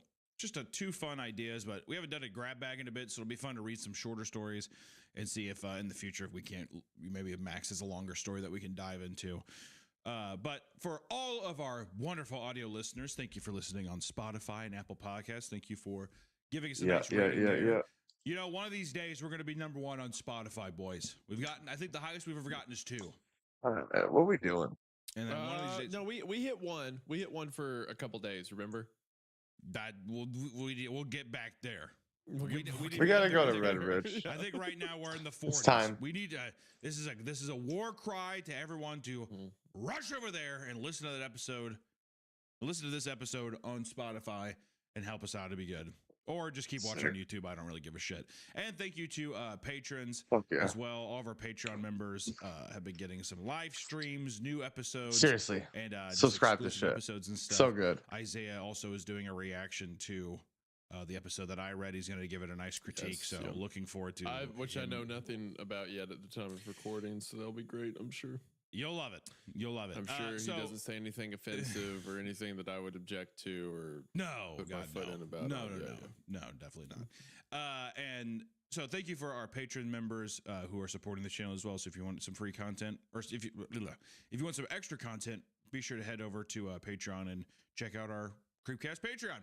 All right, without further ado, let's get into Rat King. I will say real quick, while looking at Dopabean's account. So Dopabean's Reddit account actually got deleted. And I'm seeing a post by a friend of theirs explaining that it got permanently deleted. So they're trying to figure out where to go from here. So we'll link some of Dopabean's other stuff in the description. They have that series, The North American Pantheon, What he said, which what? we talked about before. Seems kind of like SCP adjacent with like a society that keeps track of supernatural entities. And there's a subreddit for that where like some new links have been put. So we'll link that subreddit. I think, oh, did they make a new account? Look, yeah, I boy. think they made a new account, Dopa Beans. So that's clever to get around the Dopa Bean brand. And now Dopa Beans is here. We'll be sure to link that. We'll link below. that, and they also have a Substack that has a bunch of their stories compiled stuff. We'll have a bunch of places to support them because that's got to be rough to build up this much of a following around writing on Reddit, and then Reddit's just like, no, bye bye. Yeah. So we'll have a bunch of places that you can support them linked below, and please do that because they're a fantastic author. And they deserve it. All right. So anyway, without further ado, we're going to be getting into the first story, Rat King for Max Voynich. Hunter, are you ready? Let's do it. Let's do it. Rat King. Noun. A collection of rats whose tails are intertwined and bound together by one of several possible mechanisms, such as entangling material like hair or sticky substances like sap or gum, or getting tied together. Have you ever seen a rat king before? Yeah, it's horrifying. It's pretty brutal. Seeing all their tails just like basically woven together. And they're all trying to run and tear in different directions. Yeah, they're all running in different directions, and it's the high-pitched squealing and stuff. It's horrifying. Yeah. I'm surprised. Have you done... I feel like you had an animation that had something to do with a rat king. I feel like there was some visual of like people tied together trying to run away or something. I'm not sure. I don't think so. I could be wrong. I don't know. Damn, I forgot to give back the stuff. Funny note. Speaking of your animations, our Patreon editor and like my editor, Caitlin, was over at my place, and I was like, "Oh, have you seen Hunter's short he did?" And she was like, "No." So I showed her your Meat Canyon short, the live action. And midway through, she was like, "Is he okay?" Okay. You know what? Fired. Is he like this all the time? You know what? Fucking fired, dude. All right. Yeah. That's reasonable. If any employee criticizes you in the slightest. That's what it has to be. You have to realize you have to rule with an iron fist, Isaiah. I don't understand. That doesn't work for me because her included, every editor I have despises me and constantly uses their platform to find ways to destroy my reputation. Oh, did I tell you what Nate did? No. Okay. Don't let him edit this part because he'll edit it out. I was talking to Nate and he was like, Isaiah, I have a confession. Nate, for those of you that don't know, edits Creepcast a lot. He also edits a lot of Wendigoon stuff. He was like, I have a confession. And I'm like, what? He says, in most of your videos for the past year, I will add a very subtle and very quiet fart reverb sound effect. Fart reverb sound effect? Yes, just enough to sound like I farted loudly. But it's not like an obvious sound bite. It's like just subtle enough to where it's like, oh, did he do that? And I remember that one time I was listening back to a video after it was posted to YouTube, and I heard that and thought I did it. So for the past year, I've been paranoid every time I'm recording that I'm going to fart too loud for it to be heard. And it turns out it was all a psyop by him because he thinks it'd be funny if it sounded like I farted. That goes to show how welcoming your community is, though. If you're just shitting your pants all the time and no one cares, and if there's no outcry of like, Isaiah, my God. But it's not like a loud sound effect everyone would hear. It's just enough that if it's quiet while you're listening to the video, you're like, I don't know. Like it's just the idea that I did. That's all he's getting through. We welcome people shitting their pants. That's what we welcome. Okay. My point is, my editors try to effectively kill me with like these Tom and Jerry contraptions with like, like making me look stupid and stuff like that. So I think Caitlin's allowed to say that you're not okay because Well, she's that's right. you. You aren't Well, okay. that's you, and this is me, and fired. So it still stands. Me or her? I don't think you can. It'd almost be both. It's almost both. I don't So- think you can fire me. I don't think you don't employ me anywhere. You don't employ me anywhere. You can delete the channel, I think. You can sink the boat to kill both of us if you really wanted to. I will do but what must be done. I will do what must be done, and I don't want to be tested. Okay, well, I'll keep that in mind. So yeah, Rat King. The first time he coughs like that, we're halfway through a game. It's wet and rasping, and he doubles over as he tries to force it out his throat. I stop. Are you sick? He rolls his eyes. Kings don't get sick. I can see that look on his face, like he doesn't want the world around us to change, like he doesn't want the dragons to turn back to trees or his crown to turn from gold to twigs and string. He doesn't want this imaginary world to collapse in on itself. I don't want to stop playing either. The second cough drops him to his knees, and he has to reach his small arm out to steady himself against my leg. I bend down, pick him up by his armpits, hoisting him until he's back on his own 2 feet, and tug on his hand. Let's go. And kings don't get sick, but little brothers do. I gave his hand a squeeze, and we set off home. It takes us a little while to get back. His coughs mean we have to stop every few minutes, and we have to take extra care to avoid the tunnels once it starts to get dark. I'm sure they're just rumors, just fiction, but I can't help letting parts of them take root in my mind. The rumors change depending on who you speak to, whether it's told to you by an old drunk or a cautious teacher, but all have a few things in common. They say that years and years ago, sometime in the 50s, there was a huge underground complex under our town, a complex that spread out in all directions like a fungus. Something happened down there, although what this event actually was changes from person to person, and it was abandoned. Some claim that a whole city actually lived down there, were forced to evacuate after the nuclear reactor went into meltdown. They say that it was a huge government cover-up and that this is the reason that strange aircraft make flybys over our otherwise boring little town. Some claim that the complex was populated by a strange cult that made a deal with something so terrible and ancient they can never see the light of day again. I've even heard people say that the junkies found the labyrinth of tunnels under the city and used it to navigate the town and smuggle in dope until they stumbled upon something that trapped them down there. They call the people who supposedly live under the surface rats, claim that after years without sunlight they went pale and lost their vision, and that they'll chase you using only the sound of your feet if you wander too deep. Wayward little boys and girls will get chased by rats with milky eyes and long fingers, until they're caught and eaten whole. Reminds me of The Descent. It sounds like The Descent. It also sounds like that Australian found footage movie. Oh, The Tunnel? The Tunnel, yeah.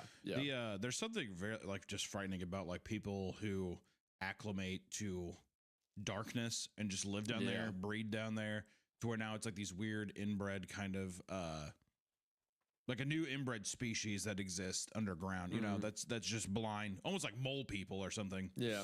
I like the idea of what's the word for it? Speculative evolution. I think that's the word. Where it's like, oh, what would humanity or like different species look like given, I mean, obviously this is only like 50 years, but given like thousands of years, what traits would we develop? What would be bred out? Stuff like that.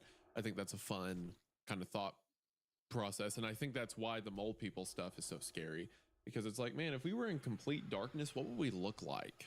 Given enough time? Just the What uncanny nature of like if you're walking through one of these tunnels and you just see it's like almost entirely a regular human, but completely bald and like eyes wide open, but obviously can't see like that. It's just like little things like that. Really fucking creepy. I mean, think about someone born to that, because like babies in the womb are like in total darkness, and then they're born into total darkness, and they just never develop those senses. It's like, what would the rest of their body look like? I became such a pussy when I was born, man. I'm so claustrophobic now, and just think I spent 9 months in a little sack. Oh, didn't bat an eye, didn't care. As soon as I was born, I became a bitch. Yeah. Can I ask you a question? Who do you think would be scarier bald, completely hairless, me or you? Him. And don't you dare, because I know that you immediately closed your eyes and you saw my fat gut, and you just saw like a giant larva. I'm gonna put a okay. Well, just don't smile. I'm gonna put at least an argument out there that I think that if you did not have a beard, if you didn't have a mustache or anything, and a bald head, no eyebrows, your lips would be so much fatter, so much larger that it would. I think that it would offset. It would offset the folds and grundle and. That's so fucking funny, bro. He said your lips would be so much bigger. So we're talking like alopecia, right? We're not just talking about bald on the head. We're talking about. I'm gonna say if we're going this far, I'm gonna say like alopecia, but we're also going like mole people. Like we're blind, like we've mole definitely been people. underground. That kind of vibe. It's hard to imagine you without the beard, to be honest. Oh, it's hard to imagine you without a beard. I feel like we would both look like weird grub things because I have such a weird head. I don't think either of us would look good. The problem with me, I think I'd look terrible. The problem with me is you at least the back. You ever see a lake, like a still lake? You know what I mean? Like a still lake, and then a breeze goes by and it ripples the water. That's what like the entire backside of my leg looks like. And it's horrifying. So you're saying the body hair is doing you a few favors? The body it's not doing me favors. It's keeping me human. It's the only thing that shields anyone who sees it. Even just the general public. There's times, man, where I go out in public. I'll have like a pair of basketball shorts on. I'll go to a grocery store. I'll bend down and just get like, I don't know, some cheese or something. And I just know that like a little bit of my ham hocks peeking out just from underneath, like right near my hamstring or something. And I'm like, whoever seeing this must be absolutely revolted. It looks like a beehive. Just like the texture is just absolutely unbelievable. It's gonna look like a beehive, which is the worst part. I'm too set in my ways. Right. You were talking about my lips, and I need to show you this. So I was switched dentists recently, right? Because we moved. Right. And then they're like, oh, well, you need to send your records over from one dentist to another. And the first dentist office sent me like their records of x-rays and photos and stuff like that. And they were all x-rays and like inside my mouth, pictures of my teeth, but they sent one image of my mouth. I'm going to be honest, I don't appreciate the angle. Is it the they chose. Yeah, hold on, I'm about to send it to you. Okay. I'm gonna send it to you directly, and I want you to keep in mind that we're business partners. Not even sending it in the Creepcast server. No, I don't. This is just for you. This is gotta be between me and you. We keep in mind we're business partners and we're professionals first and foremost. So. I want to see it.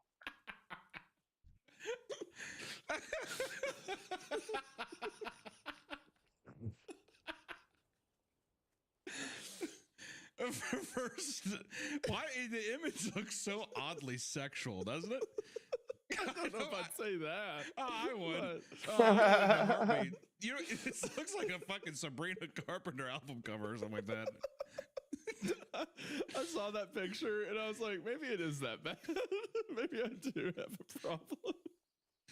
It looks like a donkey's mouth or something. Okay, all right.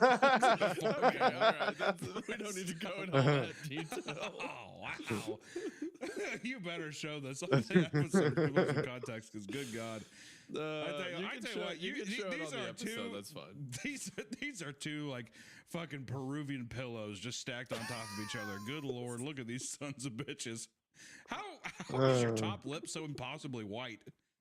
It's like they drained all the blood out of your supple lip, and yet it didn't lose any form. Flash bulb in my face when they took the photo. Well, that's the thing, is that your bottom lip is almost blister red, and the top lip is like it's translucent white. Yet, you know what's the most fucked up thing though is there's no blood in there. They didn't lose shape at all. I mean, it is still plump. You got too excited. Wow. You peaked. What'd you say there? Okay, wow. whatever. I don't need to hear whatever you were saying. This fucking photo is unbelievable. You know what? You know what? Just Holy hell. Also, I wanted to, don't delete it. What are you doing? Also, too, the file size is so small. So whenever you open it, you have to like zoom in like 400 times to even see the fucking image. Why are they giving you a higher res deal? Because they sent me. Okay, so funny you mentioned that, because the new office was like, we can't use any of these, and I'm like, why not? And they're like, the image quality is way too small. And I pull up the email, and I go to the images. Every single picture was collaged onto one page of Microsoft Word. So it was like 80 pictures. There wasn't enough ink in the printer to get those lips in there. Sorry, buddy. We have to do just teeth from now on. You're like, good. That's all I wanted you to do. The image you're seeing now is just a crop screenshot I took of the little. That's why it's so small. There is but I had to get new X-rays because there's absolutely no way. There's no way that your dentist doesn't use this to kiss and to have some kind of. I feel like this is his just like perfect lips folder, and he puts it in there and he does, oh my God, perfect lips. I'd go back in and I would say, what are you doing with this? That's what I'd say. I'd go back, I'd demand it. He's like, you want some floss? I'm like, no, put the fucking floss away from me.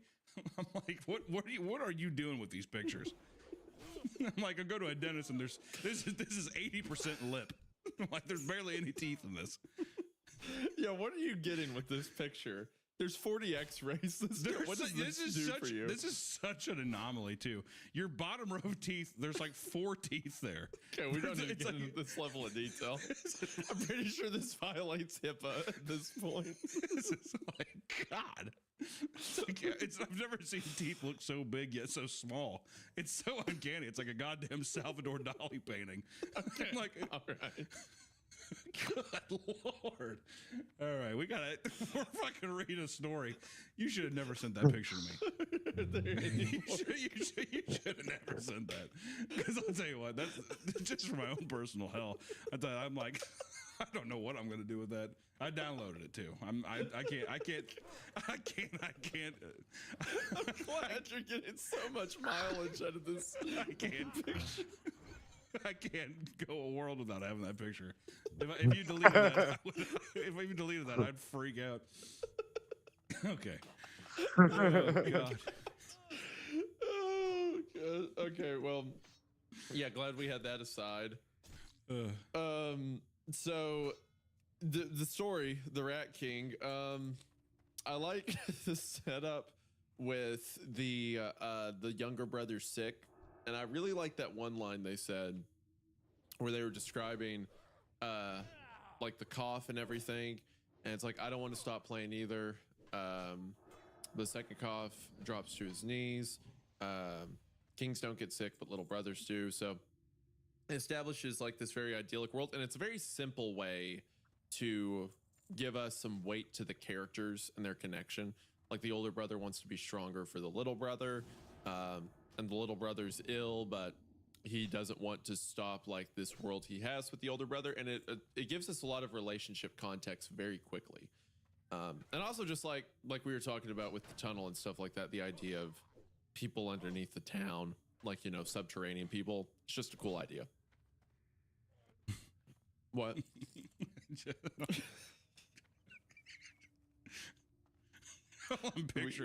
All I'm picturing is that big white lip flapping up and down, dude. Being able to form words that's actually people can understand. I'm like, you must have so much muscle in your face to flap those big fucking beaks around. I'll admit, the picture looks pretty rough. Okay, but when you look at me in the face, it makes sense in context. Okay. It's fine. You were really. I mean, people have been like, "Oh, you have big lips," but you're the first person I met that's really honed in on that. It's like a thing. Unavoidable. Okay. You're like the kid in class who shit his pants and everyone's trying to pretend they can't smell it. It's bullshit. I'm like, look at this. Look at these lips flapping around. Unbelievable. This photo. I'm telling you. I mean, we're in February and I feel like it's Christmas. I mean, this is a treat. This is a true gift you just gave me right here. Wow. What does that mean so much to you? I've already sent it to Harry. I've done all kinds of stuff with it. I think this is going to pop up in all corners of the internet before too long. You're gonna This is an insane invasion of my privacy. You don't even care. You just send it out. Just go. It's gonna show up. It's gonna show up in a Meat Canyon cartoon. It's done. Something like, okay. There's no avoiding it. What have you done with it? This picture was promised to me 3,000 years ago.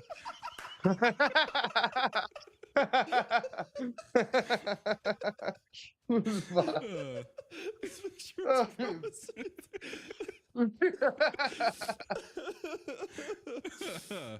That's funny. Where are we even at? We're in the story.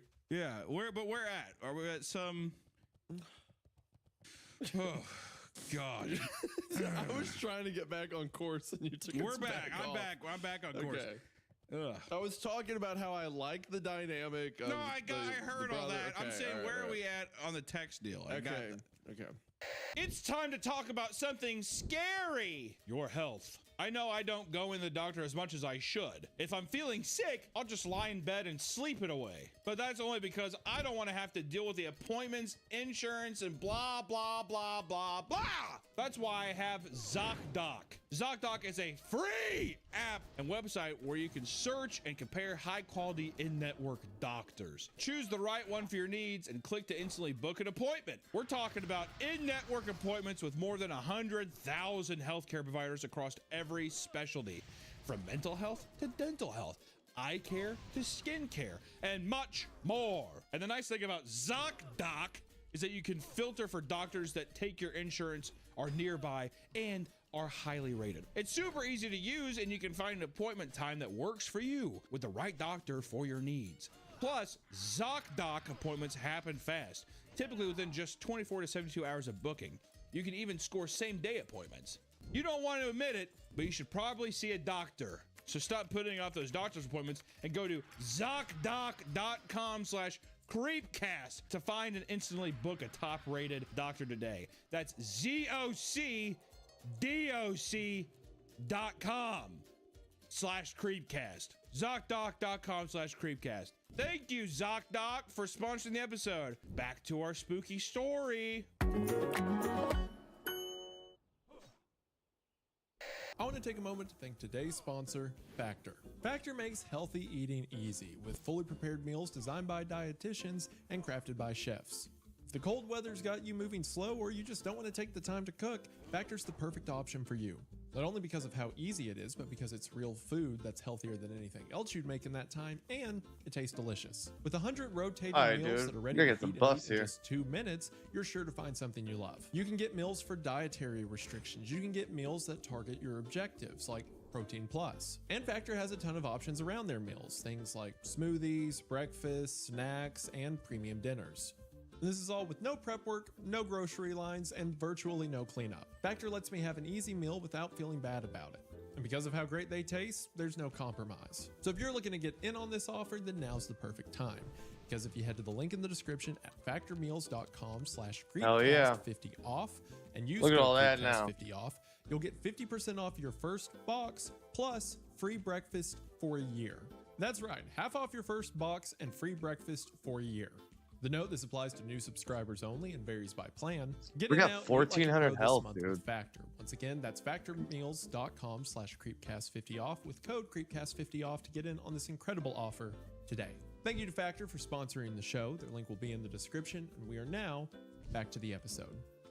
Whatever the truth is, there's something below the surface, something wrong. something that makes the children sick and the adults weary and paranoid. Ooh. When we get home, my parents rush my brother to the hospital, and he stays there for several days whilst they run all kinds of tests. I'm allowed to visit on the third day, and I find my mother sat in the waiting room, holding his twig crown in her hands. She gestures to the crown. Contamination risk.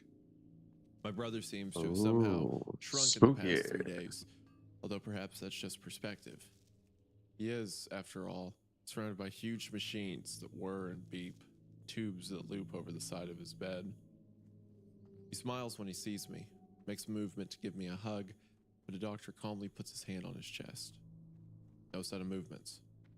I try and hold it together to be the best big sister I can be, kissing his forehead, stroking his hair, telling him he's going to be all right. I try and ignore the look in the doctor's face. At the end of the third day, they take my parents into a separate room, and I can only make out their silhouettes through the misted glass. I can see my mother put her head in her hands, my father put his arm around her. They don't say anything until we get home, where my father calmly takes every plate out of the drawer, smashes them against the wall. A dozen porcelain explosions, and he collapses to the floor with huge animal sobs. I cook dinner, and we eat it out of the pan. I understand. Our life has become a series of trips to and from the hospital, and I'm entrusted with carrying out tasks that were meant for my brother.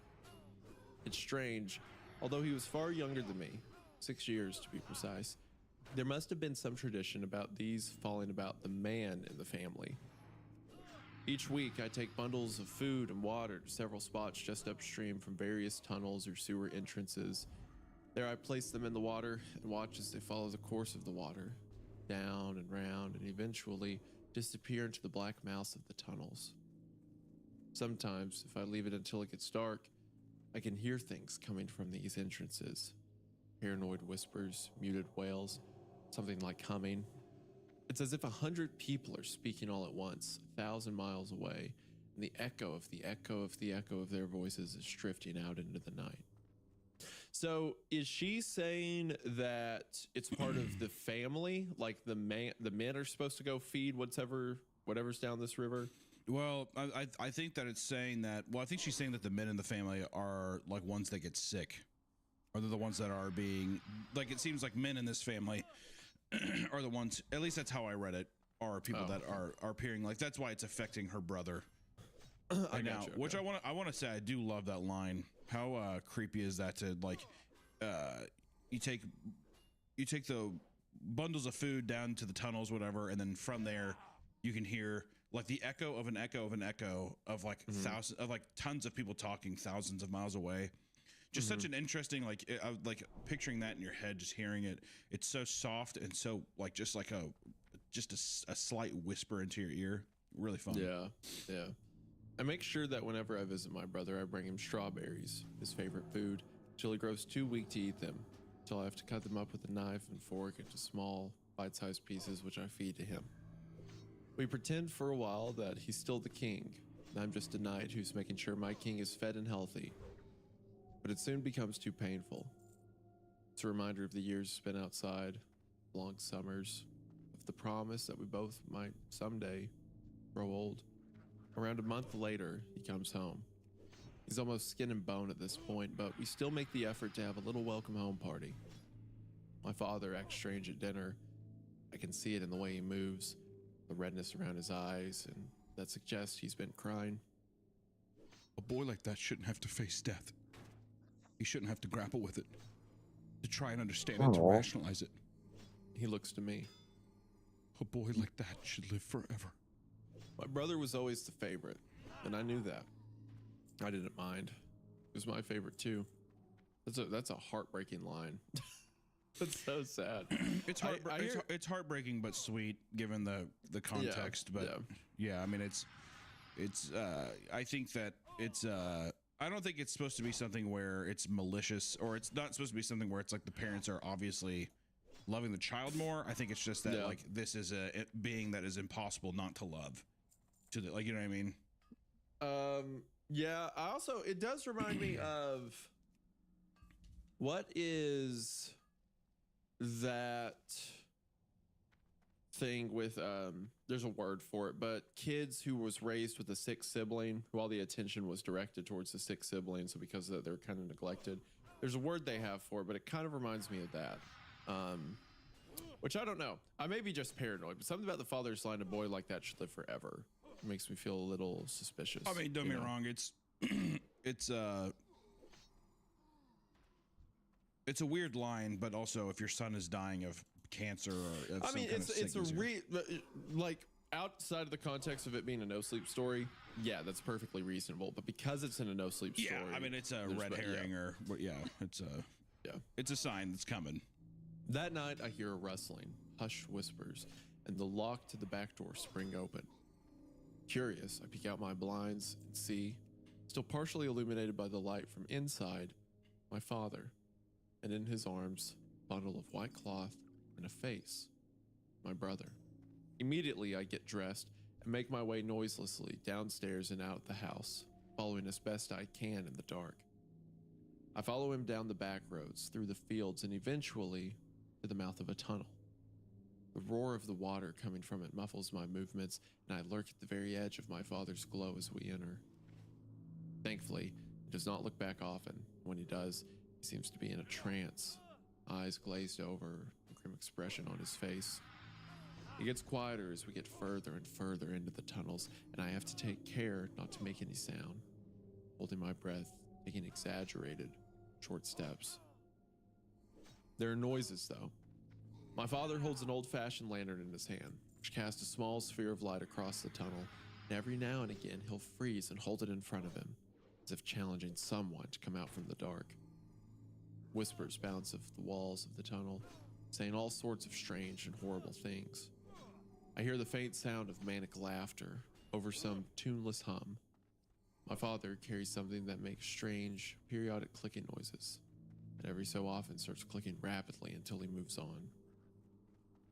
There's writing on the walls, and the further we get, the more demented it gets. It goes from teenagers' graffiti to genuine warnings, telling people to stay away, that they must not go any further, welcoming us to hell. Then smaller, stranger writing, and scrawled, almost childish letters, stay a while. I think about the rats we were warned about. Imagine them as a pack stalking me in the same way I'm following my father, milky-eyed and hungry, peering at me from crevices in the wall and from under the surface of the water. We start going down an incline and I have to hang further back, trying to time my steps with my father so he doesn't hear me, crouching and covering my face whenever he turns around. Voices are getting louder now and more manic. There's so many of them. I can hear arguments, confessions, laughter, songs, monologues. You never told me I never wanted to hear. I loved him. I loved him. You never told me. You never told me. It makes me wince. Sounds like all the thoughts of an asylum. And the smell starts to reek not only of shit, but of sweat and bile and curdled milk. I wonder if it's the rats speaking or if it's some great mind leaking. Their worries and anxieties and desires spilling out and into our world. My father pushes on and we get deeper. The tunnels turn from brick to concrete and the graffiti turns to actual printed text. Plaza, 1 mile approximately. Oh, so I guess that does point to the idea that there was a city down here at one point, right? Yeah. So there's like road signs. Yeah. The noise starts to hit me like a wall and I grow my confidence. Standing up straight, there's no way he can hear me over this. Fucking, why did they leave me here? Why did they leave all this place surrounded by this? Idiots and all the continent. What else was? Incomprehensible. So many words layered over each other. It sounds like TV static. See, how many times And then we emerge into this vast underground chamber. It seems to be illuminated by small lights around the edge, although they're so faint it takes a while for my eyes to adjust. But even in the dim light, I can see how big this thing is, how massive, as if each light is a star, hinting at unknowable depth and height. Something changes as we enter. My clothes and skin have the texture of used gum. Ugh. Everything becomes sticky, like a leather seat on a hot day. My vision swims slightly. A wall of stale heat hits me, the temperature of sweat, hot breath. Whatever it is, it's here. It's emanating into the room and reality around us. It stinks. The voices are deafening. I can see the bundle of clothes in my father's arms start to wiggle and shake, and he holds his lamp up and I can see it first as a wall the color of pallid skin, until I can make out familiar shapes. Hands, arms, faces, all coming from, attached to this wall. Legs and ears and fingers all bursting from this wall like spots or growths. Hundreds of mouths moving, hands endlessly grasping at nothing. Legs spasming and trying to move along the slick ground, and some shapes are more defined than others. You can see some bodies that are half absorbed by this wall, some that still have the shape of a human, shoulders, bellies, and some that have been completely absorbed, so that all that's left is facial features spread out of a mass of skin. And it occurs to me that these were people. And the sound and the stenches coming from this thing, whatever it is, this thing that laughs and screams and whoops and mutters and spits, until it dawns on me that it's not just a wall, because somehow, slowly and with great effort, it's moving, swaying and stumbling, and fraction by fraction, it starts to make its way towards us. The eyes that litter its surface fixed on the white bundle in my father's arms, the mouth filled with yellow teeth hollering and wailing, fingers across the surface contracting and spasming like dying insects. And frozen in horror, it's all I can do to watch my father take my brother out from the bundle of clothes and hold him out with grabbing hands and flailing arms until they take him, pull him in, and he's too weak to resist. And the voices seem to reach a fever pitch, united for just a second as he joins, and I can hear him scream louder and That's louder fucked. until I lose his voice amongst the others. We watch for a while, trying to keep track of my brother's body, before the thing shifts and wobbles and new faces appear. Was once my brother disappears into the dark. My father turns around, walks straight towards me, grabs my hand and pulls. We have to go now. I have so many questions. How did he know I was here? What is this thing? Is my brother okay? But he's stronger than me, and when he tugs on my hand, I stumble after him. He says only one thing to me, once we're far enough away for the sound to turn back to whispers. He says it with tears in his eyes, and for a moment, I could see that he's not just a man, but also a boy, deep down. And that he's just as scared and hurt and confused as I am. That thing, it does not die. It does not age. A pause as he wipes the tears from his cheeks. He will not die down here. When we return home, my mother has fallen asleep at the kitchen table waiting for us. When we wake her, she looks at us as if we had killed him ourselves. I think on my father's words. We will not die down there. I wonder if, perhaps, death might have been better. Bro, oh my gosh. Okay, we're almost over, then I'll talk about, man. I still do the jobs that were meant for my brother, the strange rituals that were meant for the man of the family. I still pack and send the bundles of food into the tunnels, but now that I know what's down there, I take a few extra steps. I make sure to put strawberries amongst the food, picking the biggest and juiciest I can find. If I've got a spare hour or so, I'll make a little crown, and twigs and string, and hope that it finds him somehow in the dark. And if I get close enough to hear the whispers and shrieks and laughter, sometimes I can make out his voice amongst them. The voice of my little king, my rat king. Oh, wow. Brother. Bravo. That's tense. Oh, I forgot about the title of the story. It gave me chills there at the end. Oh, that was sick. Bro. I love this. I really like in horror. You kind of see this with I'm a huge Cronenberg fan, and with stuff like The Fly, and these horror narratives or these things were stories where the main character it's like somebody's just dying in front of you and there's nothing you can do. The kind of moral dilemma of people having of like, well, do you, like the dad giving his son off to this creature, this thing in the sewers, this rat king itself, it's like a pet cemetery. It's just like it's a fun act of desperation and the unwillingness to be able to let go and be able to say goodbye is such a personal and human thing that I feel like everybody would have. So many people would have a different response to that, what that dad did. I think some people would be like, "Oh, I would do anything to keep my child alive as well." But I think that like it does, you know, even in the story they do have there's literally the pet cemetery line of sometimes dead is better. You know, it's like that kind of thing. But I love that. I think the context is a little different because I agree with the sister at the end where she's like, maybe, you know, sometimes dead is better. Versus becoming a part of this amalgamation of eternal flesh, right? But I think important context is the mention that one of the theories people have around this thing is that it was started by a cult sometime in the past, right? That they conjured up something so awful and now people are trapped down there, which seems to be 100% this doesn't is the sound like a dad is a part nuclear of that test cult. or something. The dad's a part of that cult, and the family has been for generations. Yeah, the family's definitely a part of it, and I think even that's why the mom is like, you might as well have just killed him because she knows exactly what she knows did. what it is. I mean, they're the one. It says the men of the family take the food to the river, right? Yep. And they feed whatever's down there the whole time. So it's different for him, who is a part of this cult and has seen this thing for generations, possibly. To be like, oh, we'll give it to the eternal mass rather than, you know, let him die. Which goes back to that line the dad said where he's like, a boy like that should live forever, where he comes to the decision of like, I guess I'm going to give him to the mass, right?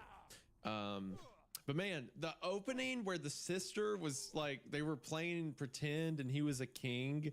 And then at the end, she put strawberries in the crown on the food she sends is so heartbreaking. But that last line, my rat king, oh my gosh, dude. Well, it's a fun idea of that you're playing Dungeons and Dragons at the beginning, and then you literally go into a sewer that is like a dungeon, and that's where he gets to be his king. You know what I mean? And then there's like the description where he's talking about, or the sister is talking about how she was his knight. She would bring him food and take care of him while he was sick in his hospital bed, and now she's continuing to do that as he's a part of the mass.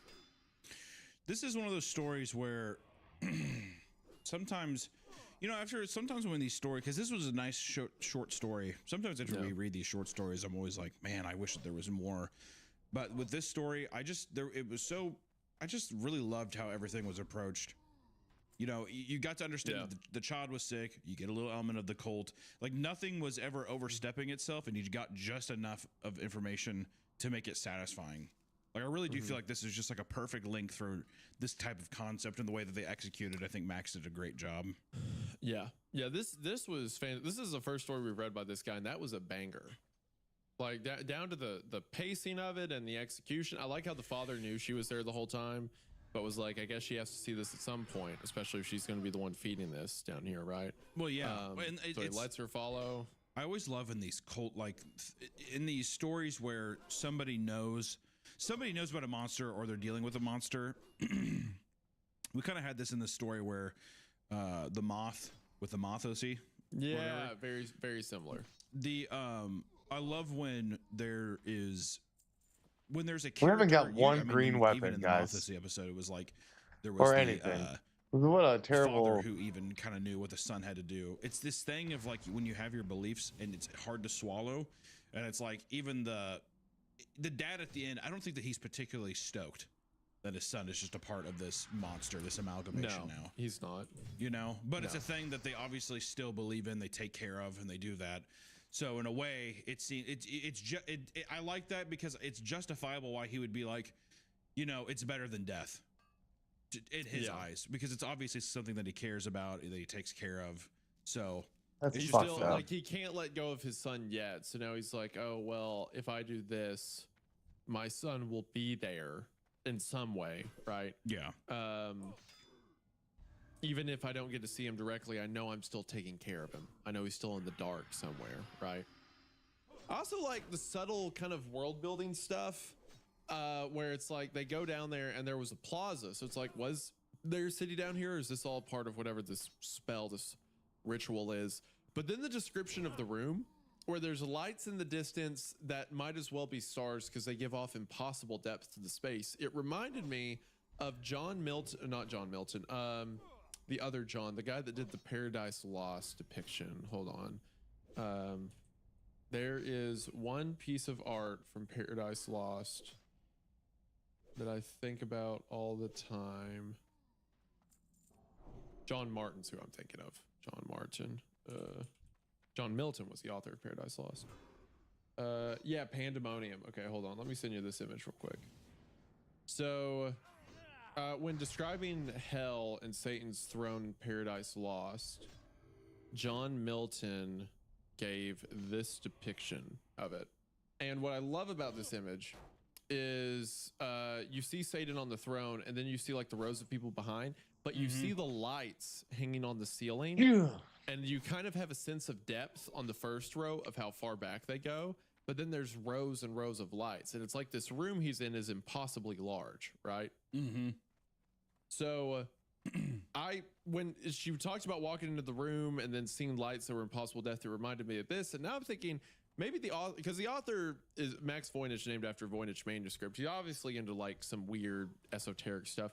Maybe that's kind of the idea he was conjuring, the idea of this underground like circle of demons, this infinite cask of like the devil and his power, and that probably ties back into the cult and like the creatures is made. But all that's done. But the point I'm trying to say is I got all these ideas off of a sign that said Plaza and then a description of how big the room was. And it's like, oh, maybe it's this, maybe it's that. And he does so much with so little by using the time he has to get these really cool ideas across, and like maybe these cool theory crafting you could do with the little pieces he gives. It's like he has a cohesive idea of where this stuff came from, how it all came to be, but he just sprinkles clues of it so you can try to put it together. And I think that's really neat. Yeah. I really love this story. I thought it was awesome. The use of the body horror too at the end is awesome. I eat that shit up all day, but it's also something where it's a fine line you got to ride, because sometimes that shit it all sounds the exact same. So sometimes you have to just be, and I feel like it was just enough to give you a fun understanding of this like actual rat that is tied together in a literal flesh sense, without just being something that's like generic. You know, it served its purpose in a great way that lends itself to the story, versus trying to take the limelight and be like, isn't this crazy? It's just like a fun accent to the story, which was nice. But I'm excited that we get to read another one from him. Yeah, and like I said, we'll have his stuff linked in the description. This guy has a ton of stories on his Reddit. It's a shame he hasn't posted in 6 years. I want him to keep writing. Who knows? Maybe with some support here, and maybe with once he sees this, maybe it could be something too. Maybe he's cooking something huge. Could be. But it would be very cool if you like this, to show him some support so that he gets on board. That'd be cool. Or he gets to making more stuff or something, because I want more of this. Anyway, our second story from him today is called "If We Misbehaved as Children, We Had to Stand in the Shed. Something Else Stood With Us." So, are you ready, Hunter? Let's do it. It was as simple as that. You misbehaved, you stood in the shed.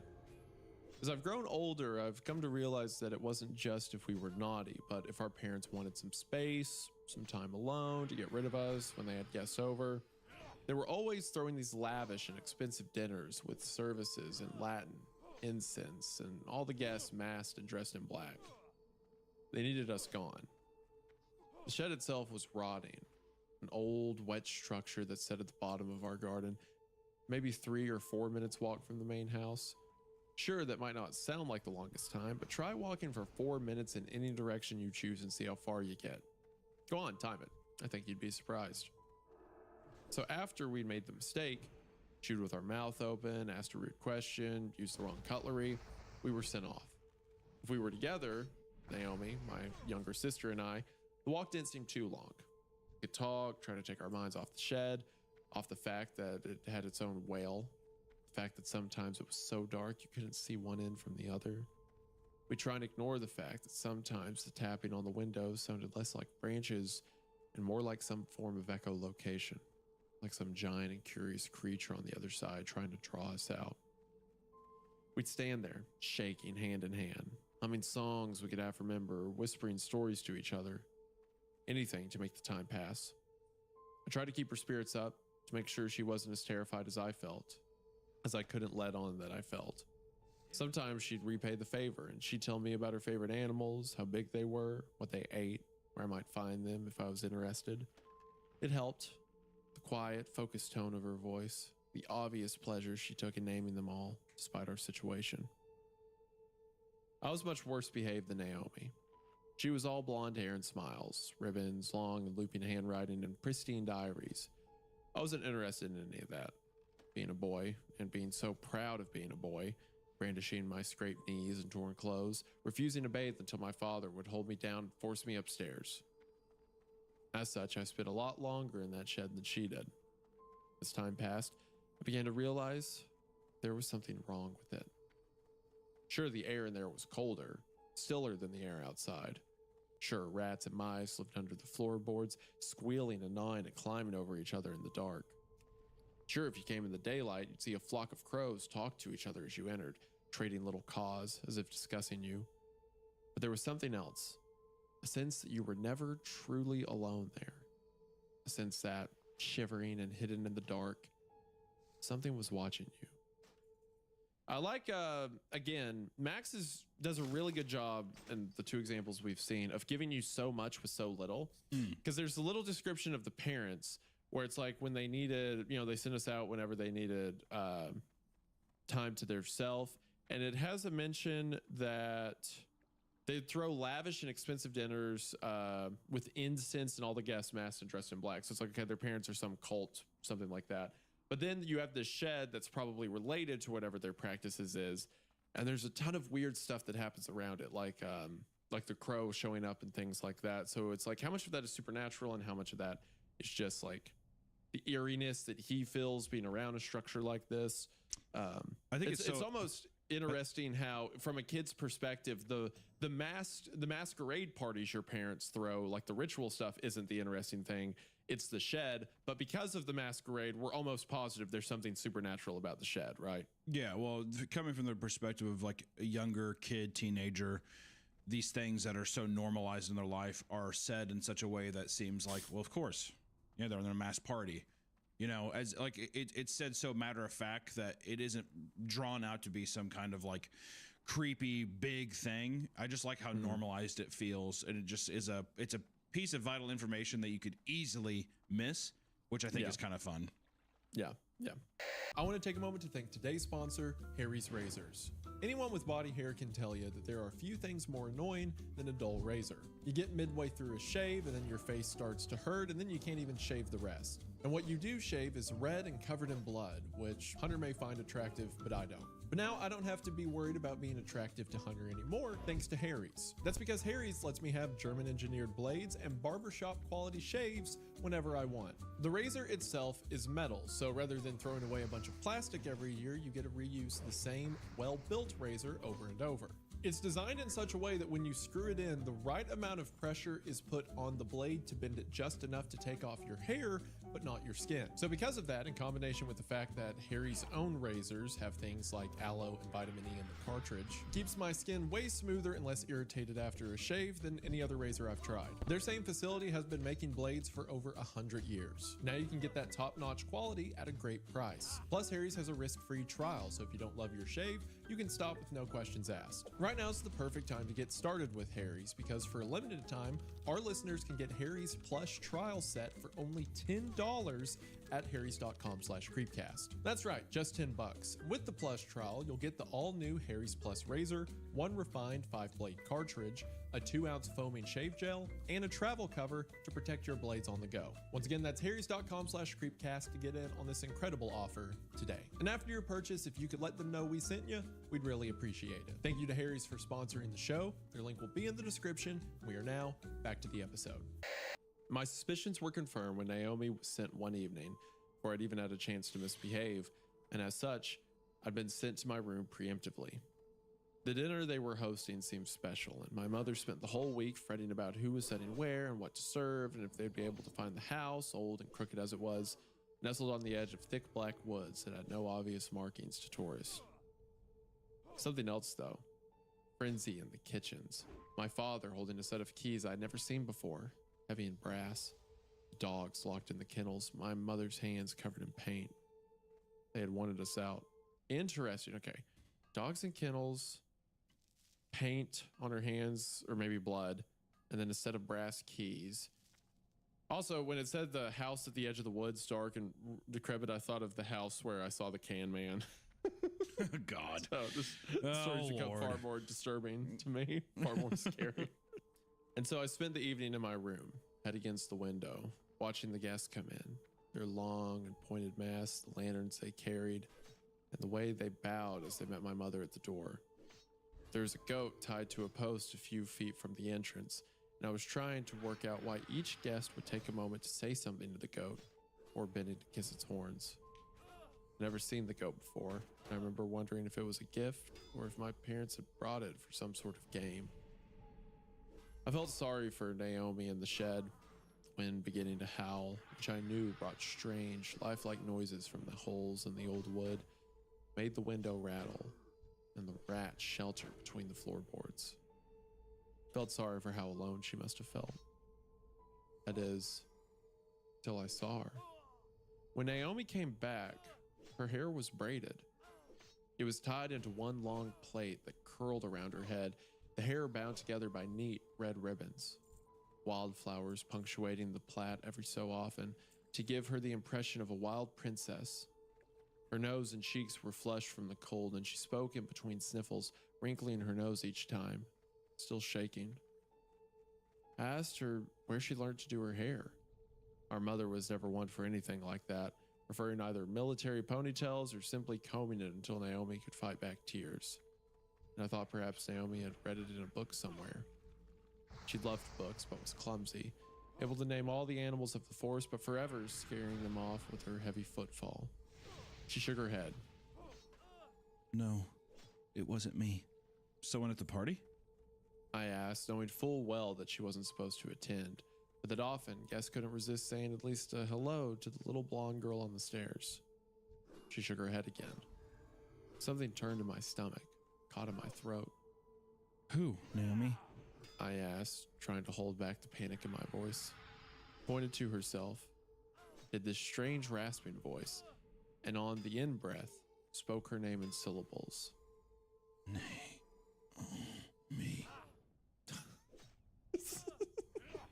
Dude. Bro.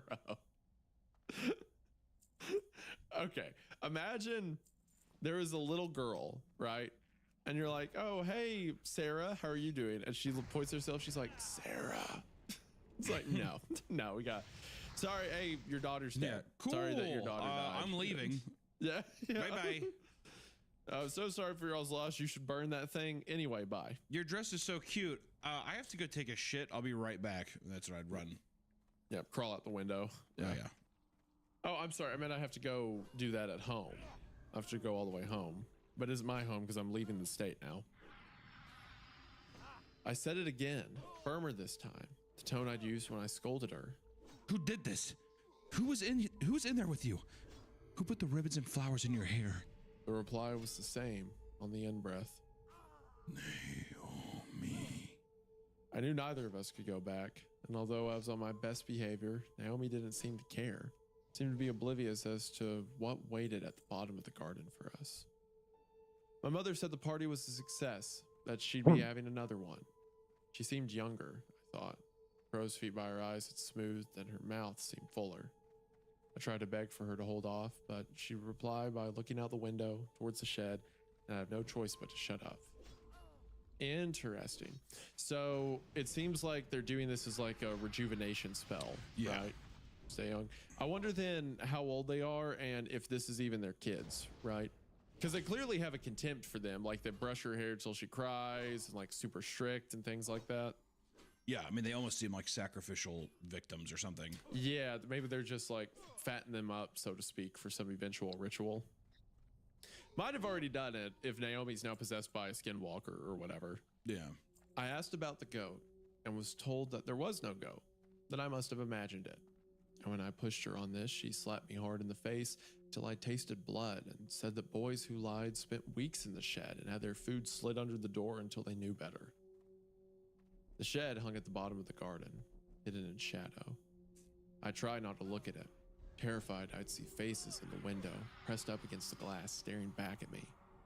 I thought that maybe, somehow, if I tried as hard as I could to pretend it didn't exist, I'd be safe. was wrong.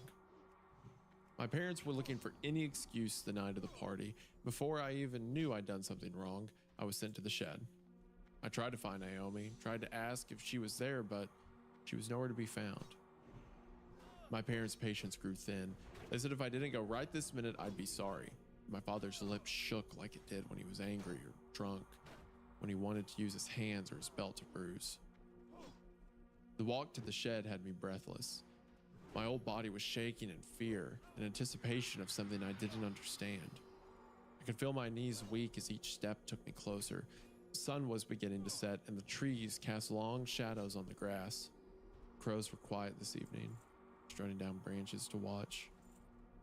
The door to the shed was already ajar, and for a moment, I thought I caught motion inside.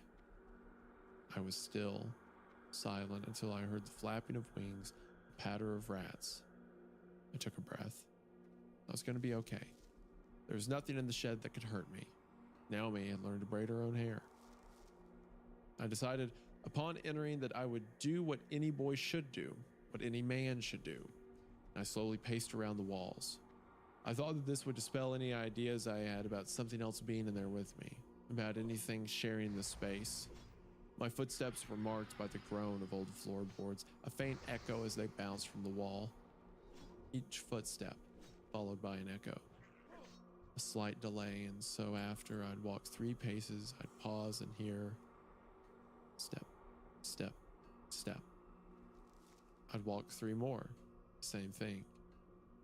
Step, step, step. Except I realized it wasn't an echo. It was the sound of something behind me, something mimicking me, following my exact footsteps for fear of being heard, and I felt sweat begin to break out on my back. My mouth went dry. Couldn't breathe. Whatever was behind me knew I'd be listening out. A noise startled me, made me gasp, and I realized I hadn't taken a breath in almost a minute. The window in front of me. Something was tapping against it. I still had the impression of something behind me, something huge, something watching, and part of me knew I had to turn around, but I couldn't bring myself to. I think I had it somewhere in my head that maybe I could still pretend this was all a game or a mistake, that by turning around I'd somehow make my fears real. The tapping on the window continued. I squinted to see better. There, against the window, was a crow. Feathers, dark beady eyes, a huge and sharp beak. But it seemed bigger than I thought possible, dwarfing my reflection, and I thought maybe it was because I was still some paces from the window. And then the tapping came again, and I realized that the sound wasn't the crow, couldn't be the crow, because the crow was completely still. And I could see it now, the long and low branch that actually was tapping. And I realized that what I thought was the crow was actually something behind. Something huge and dark and still, and I turned around. It must have been about 8 feet tall. Huge and with thin limbs covered in black robes. Robes so dark that unless you were really looking for them, really aware of their presence, they'd have seemed invisible. And emerging from the hood, a long and pointed beak, 2 eyes that only appeared as glints. We stared at each other for a while. I could feel my heart beating so fast it hurt, a tension in the left side of my chest that grew and grew. Slowly, the bird thing lifted its hand, pointing a long and gnarled finger at me. It opened its beak to speak, and the sound reminded me of a parrot Father's friend had, mimicking human speech, uncertain, grating as if the words were not meant for it. Naomi. I shook my head. It was all I could do. The thing cawed and the crow screamed in response. It asked again. No. Was all I could manage. No. Then the thing seemed to fly into a panic, all limbs in frantic movement, bending itself, folding itself through the door and out into the forest. And as my eyes followed, I could see the faint glow that it headed for, some glow that threw shafts of orange light between the trees and the sound of drums. Man, this is sick. Like giant all the crow, aesthetics giant is crow so god cool. that's giant crow god that's friends with Naomi. Yeah. Yeah. It's like Naomi? the parents are like this ancient, like, you know, religious practice, which I also like how the thing that made the mom younger was that her crow's feet went away. Haha. But it's like, and the thing I said earlier, it's like, are the crows supernatural? Or is that just a thing the kid's noticing because the shed's creepy? But no, the crows are part of the supernatural aesthetic of this whole thing. And you have the family that's part of this dark cult and does these rituals to stay young. And then you have this crow god, and there's this group of people in the forest with drums and stuff. It's so cool. It's sick. I followed as fast as I could. My knees and shins whipped until they bled by wild grass, thickets, low bushes, but I kept on pushing on. Something in its tone had disturbed me, some sense of panic or purpose, and I had only the safety of my sister in mind. I ran until the glow turned into a deep light that cast its own shadows in the dark, that illuminated pale figures standing in a circle around it, a fire, surrounded by naked figures who wore masks made from thin branches and reeds, crude shapes who were all flesh, some with drums made from bone with leather stretched, some empty-handed, some holding books and totems and lanterns. There, unconscious, on a chair in front of the fire, in a red robe with a crown of wildflowers, Naomi. Some would come forward from the crowd on the beat of the drum and kiss her forehead gently, the way you might do to a baby. She sat bolt upright, eyes closed, as she dreamed the figure in front of her read something from a book. Her voice echoed by the crowd, growing louder and louder in a language I could not understand. The drums grew faster now, as if drawing in on something, converging, and the voices grew excited, and I saw in the figure's hands something glint in the light. A knife, a long and thin knife they were slowly raising. I wanted so much to do something to stop this, but my limbs seemed to freeze, to stop. It all happened so fast. There was a caw, angry and clipped, and then the caw echoed around the woods, coming from every angle, from the roots to the boughs to the tops of the trees, from behind me and above me, and then the fire was snuffled out like a candle. A commotion, screams. People began to run, only lit by the dim light of the lanterns, and I could see that somehow Naomi was gone, her robe and crown all gone. Revelers began to run towards me, heading into the forest to get away from whatever this was, faces still covered by masks, screaming, and I had no other choice. I couldn't tell what they'd do if they'd found me, if they'd run past or if they'd grab me too, taking me to wherever they were sheltering, and I ran until I was sure my lungs would collapse, and then ran some more.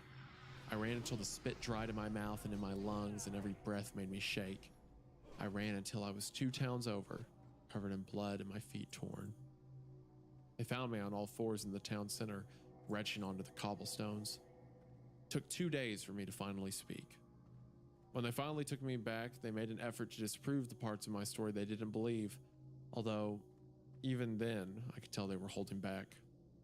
They could not find my parents or the guests at the party. They found evidence of a bonfire, but no masks. They could not find Naomi either, and the case would stay open for years, decades. No one had seen anyone like her description come through, and it was assumed that for one reason or another, she had disappeared with my parents. They did comment on the sheer number of crows in the garden. It took me years after that to finally return to that house. It took enough time for me to have children of my own, undergo years of therapy. I found things that helped me piece together what happened.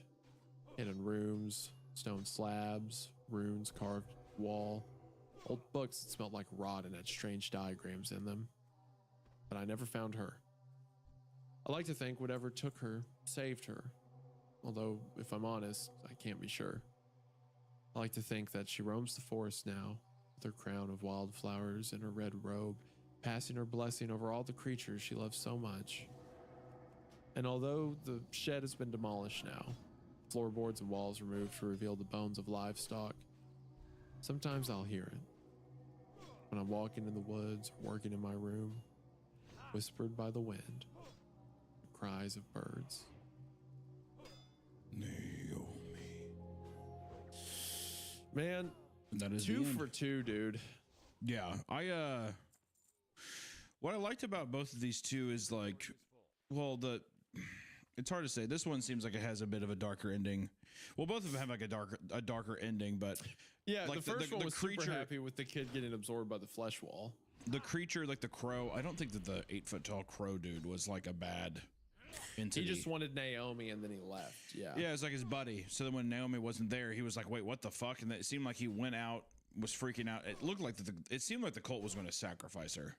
Yeah, they were going to stab her, but then when the crow god saw her in the chair, it screamed, and then the crows came from everywhere, and the fire snuffed out, and everyone ran into panic. Yeah. And Naomi was just gone. She wasn't dead or anything. She was just gone from the chair. So it's like the crow took her. Well, I'm wondering it wanted if, to be with her. Yeah, I'm wondering if she, like, that's cool. It's just I think it braiding her hair is a good note. I think it's the idea that it cares about her and doesn't wish her harm. The ending makes me think, and it feels similar to 2. Well, what's interesting is it's 2 children that are afflicted by something. In the end, it seems like they are joining in on what the cult is worshiping. To me, it just seems like the crow is the god that those people are worshiping. The mask, I assume, I was thinking of like a plague doctor's beak kind of mask and stuff. But I do wonder if she was able to ascend. Like, this is a happier version of the last story. Like, it seems like this is like maybe she was able to join in, or like maybe she was transformed in some way that is like not in a flesh wall, but more so maybe she becomes a crow herself or does something that is acclimating her into the nature that she loves so much, you know? Because it seems like the entity or the god really seemed like they liked her a lot. Well, I will say that her life was miserable, right? Yes. Like, these parents were cultist monsters and they abused her and all this stuff. So it's almost like when the crow god was probably summoned here by whatever was going on, it sees her and then it braids her hair and then it takes her away from this, right? So it's like it wanted to save her from what the parents, especially right before they were about to kill her, or before her own parents were about to kill her. I also like the end where it's like the sheer number of crows in the garden was alarming. It's like, did the cultists get turned into crows? Is that the implication why more and more crows show up? Or maybe it's just like, you know, it's hard there to are say. crows around the crow god. That, or did the cultists get like, did they get a comeuppings, and that like, are the crows positive spirits? Are they positive entities? You know what I mean? It's I mean, like, it probably makes more sense that the entire cult got turned into crows of some kind, but regardless, it seems almost like the cult was going, it seemed like the crow god like was blessing the girl, and it seemed like they were going to like sacrifice her, and because she was blessed in some kind of way. I mean, I'm reaching, but that's just kind of what I'm taking from it. But once again, a really fun story. Max, fun stuff. Very fun. Yeah.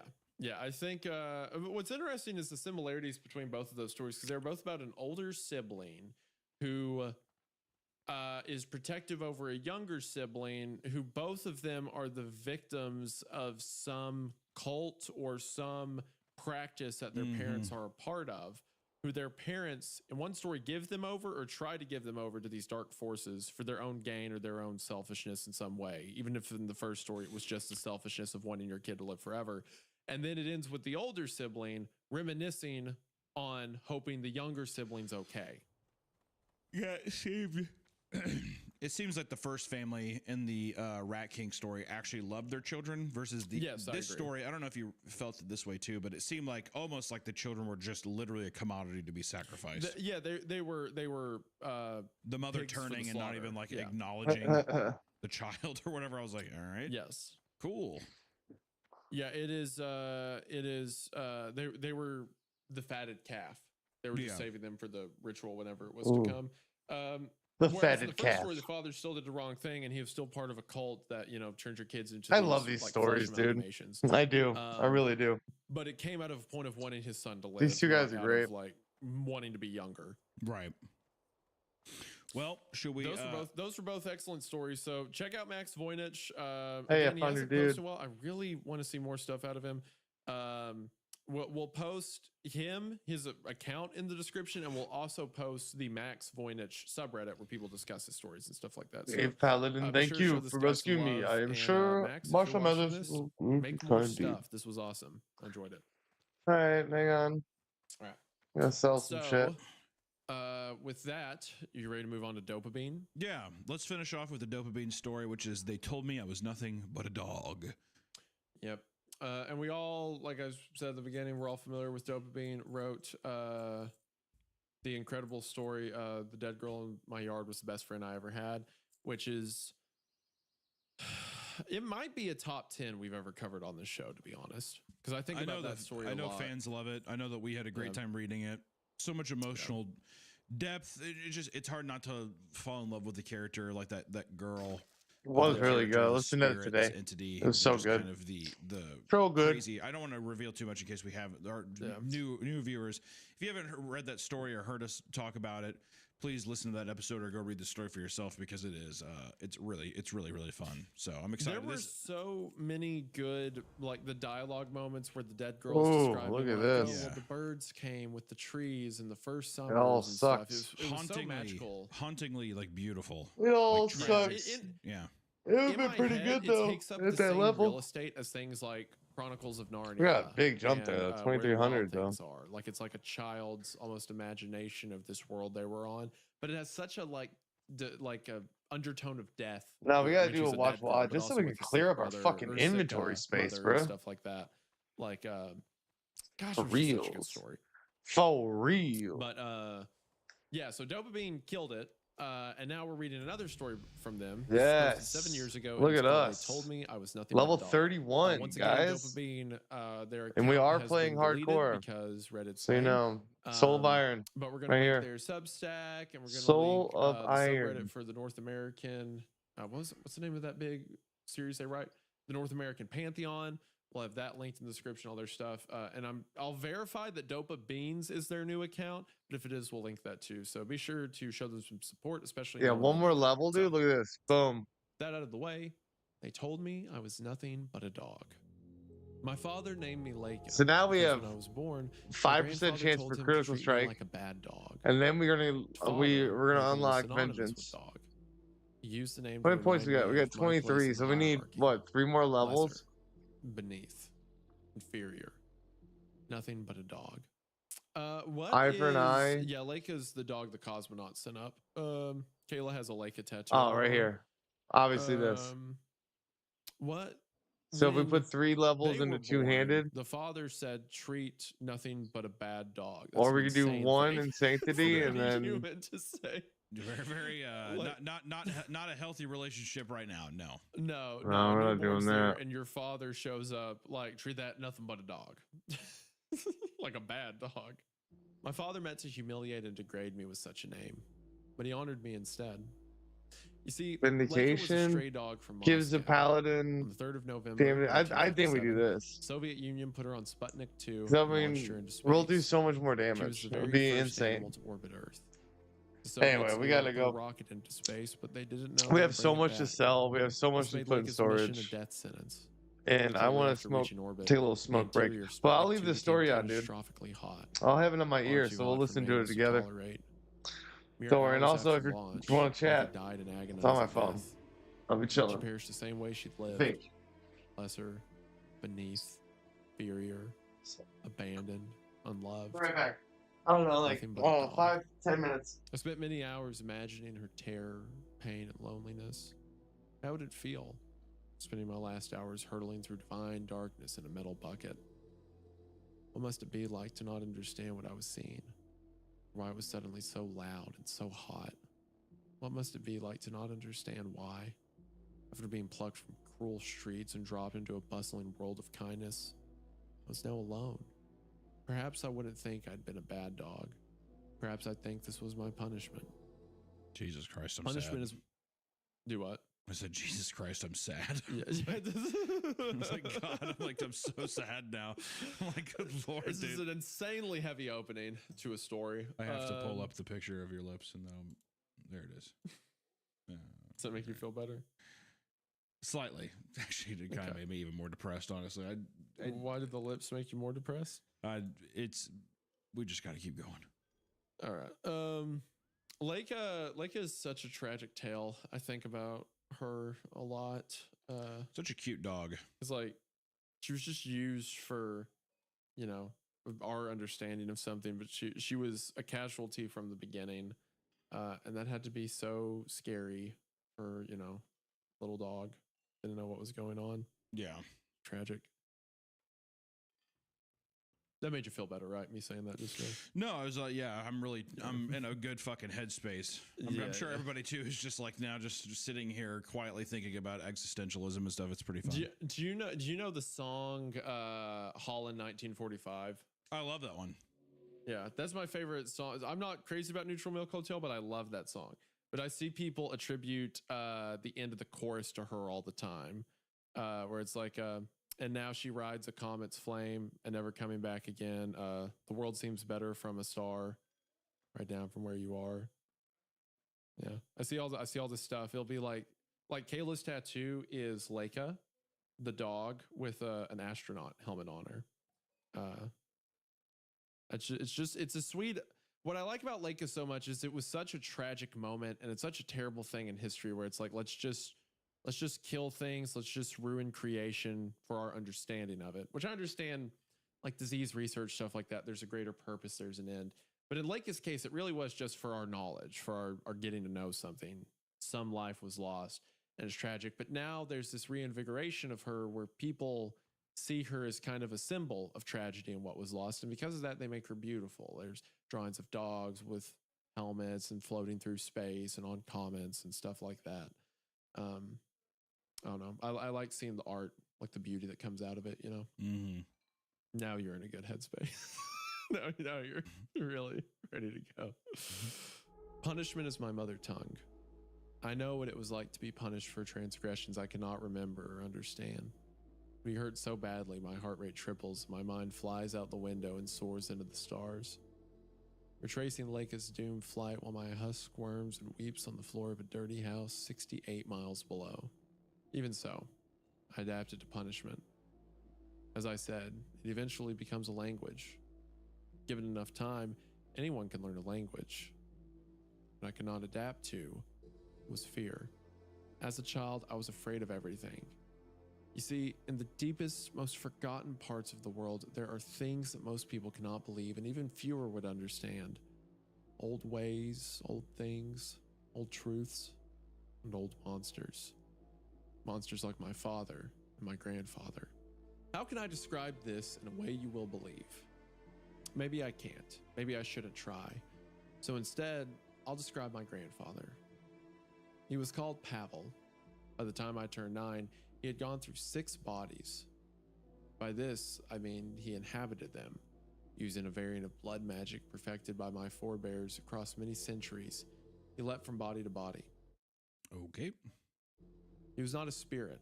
He had a corporeal body of his own, twisted, monstrous thing covered in scars and hard, glittering skin, a body that could shrink to the size of a garden snake or expand to the size of a house.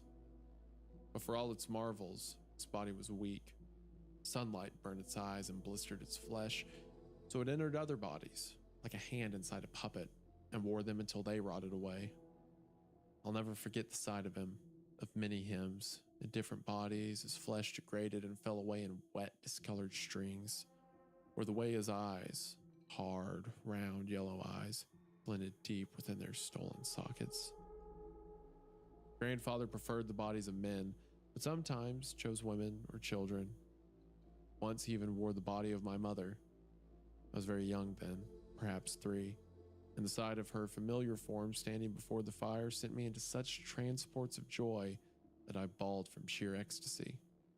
Yes, Kayla just stepped in. We're talking about Leica the dog, actually. This episode, can you show your tattoo? Hold it up. Yeah. Right. Look at that. He got a little helmet. He's wearing the helmet. He's up in space. Oh, Leica. Okay, thank you. Then she turned around, and in her bruised sockets, I saw my grandfather's eyes. Flat, glittering yellow, like rotted gold. I reared back, screaming. My father, who had been stroking a pair of old baby shoes, looked at me with contempt so deep it scorched my heart. Shut up, dog! I cringed. This was a mistake. His contempt exploded into disgust. He shot out of his chair and stomped upon me. Dirty, squirmy pain exploded across my abdomen. I hobbled away, whimpering, and hid under the stairs. I lay there alone for many hours. Eventually, my mind left my body and soared into the sky, a reverse dive into a sea of stars. I drifted away, dreaming of diamond-colored constellations and red nebula. At my side was a curly-tailed dog with a striped face, my namesake, Leica. Aw. Gosh. That made me really sad, the idea of an abused kid thinking about being in the stars with Leica. It's really... I remember that there was this one, this little poem I saw where someone was talking about how Leica is up in space and kind of serves as like a River Styx figure almost for like all astronauts and animals lost in space. Leica the Guardian, Leica the Guide. Man, gosh, that's sad. That's so rough to read about kids, man. Not in and the story handles it in like a way where it's like part of it and it feels very respectful and like and it understands the weight of the subject matter, but still. You also, why would you, as a grandfather, possess your son's wife, or at least your son's like concubine? I don't know. It's very odd. Doesn't that seem like some weird incest stuff would happen? Yeah, that seems weird. That seems very, or just to know, what if right now, Hunter, Allison was like, hey, yesterday I was your dad. I'd probably kill myself. That's the only option, right?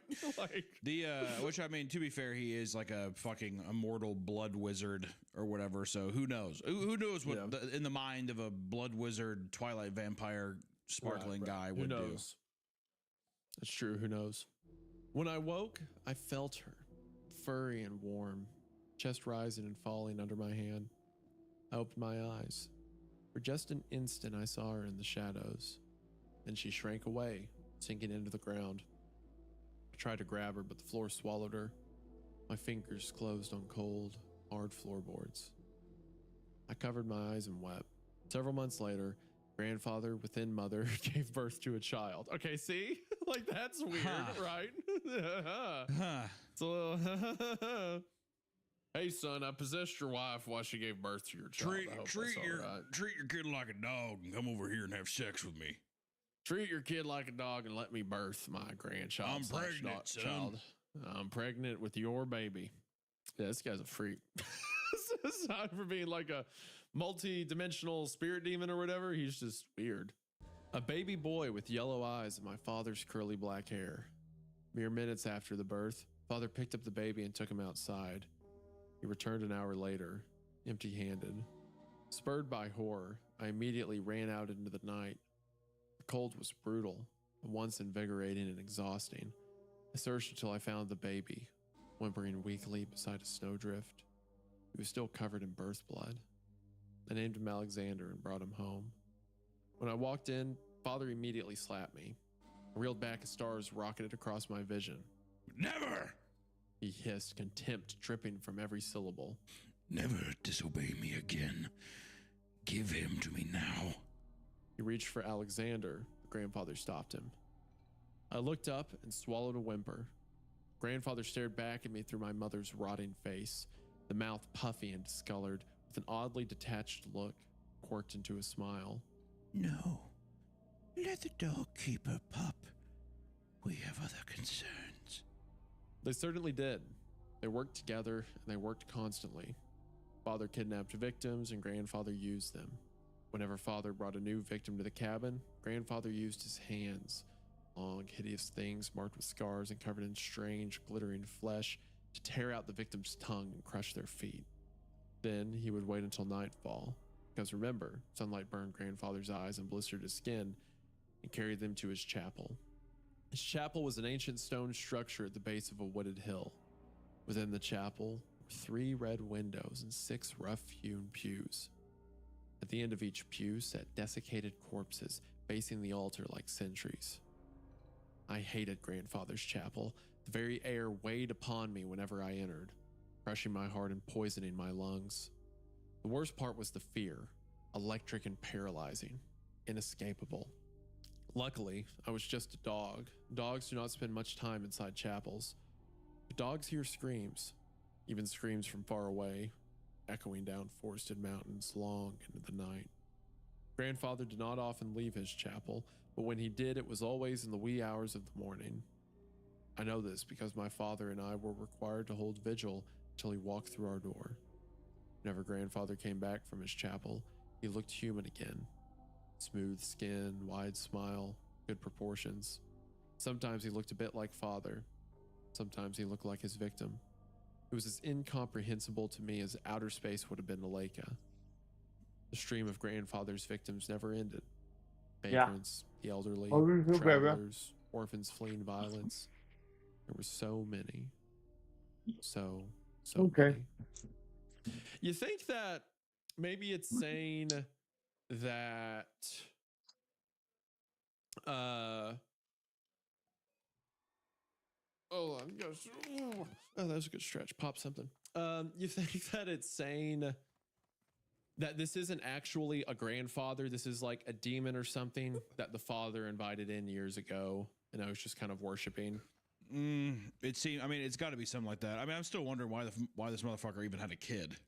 Like, why even have? Why keep one? Why keep one? The only thing I'm thinking is that if during the man's, when he was with his wife during the pregnancy, they had the kid, and then between that moment and when the kid was born, he had made some deal with some kind of monster to where then the monster was just like, yeah, you got to treat that thing like a fucking dog or whatever. You know, or, otherwise, why would it be this generational thing? Or unless it's similar to our last story, coincidentally, the crow one, and they need the kid for something. Yeah, once like it gets to a certain age, they're needed for a ritual. Well, with the continuous theme and callback of Leica, I mean, it is going to be some kind of sacrifice for some kind of exploration or some kind of, you know, in this case, ritual or something. You weren't supposed to give that away. You just told the audience what the theme for the episode is. I can't figure that out yet. Okay, well, it's been 2 episodes, and we're talking about Leica, which was sacrificed for science, I guess, if you want to call it that. You mean the real religion? Yeah, well, the people's religion. I saw a Reddit post the other day. Some lady posted, it was in like whatever town she was in, San Francisco, Denver, whatever. She was like, hey, my kid is really interested in Christianity and she wants to go to Sunday school. I'm not a Christian and my husband used to be, so we were just wondering if there's any churches in the area. Thanks. And the top reply, someone said, you should check out the local science center.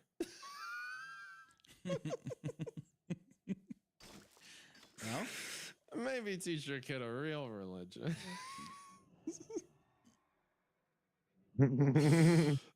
Anyway, if it weren't for Alexander, I would have withered into nothing. He was more than a brother to me. For all intents and purposes, we gotta do some blacksmithing, dude. Neither father nor grandfather cared for him. For real. Didn't even feed or clothe him. I had to feed and dress him with what little I had. Despite my best efforts, he never learned to speak. That isn't to say he couldn't communicate. He could, with gestures and facial expressions and nonsense syllables. The language eluded him. But it was all right. He grew into a sweet, curious boy with freckles and long, delicate hands. Over time, his terrible yellow eyes mellowed to a clear, bright green. He was my life. He was my heart. But he wasn't enough. One night, as a little girl's screams came shrieking down the mountain from Grandfather's chapel, I finally went to my father. I lay prostrate at his feet, which is how he taught me to approach him. The wooden floor was rough and painfully cold under my fingers. Why, Father? Why do you do this?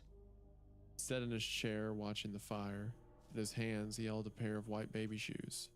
Because your grandfather and I must live, little dog. Will I have to do this to live? Yes. Then I don't want to live. I understand, he said. His grip tightened on the shoes. But you do not have a choice. I choked back a sob and waited for the dismissal. I could not come to him without crawling, and I could not leave until he told me so. All right, see what we need. Stand up, Leica. Hearing my name was like being doused in ice water. Never used it. By that point, in fact, I'd almost forgotten I had a name. I said stand up, Leica. It was a struggle to obey. Fear made my bones rubbery and my muscles weak. Father held out the baby shoes. What do you see? Shoes? Old baby shoes? Those shoes belong to my sister Alexandra. I loved her more than anything.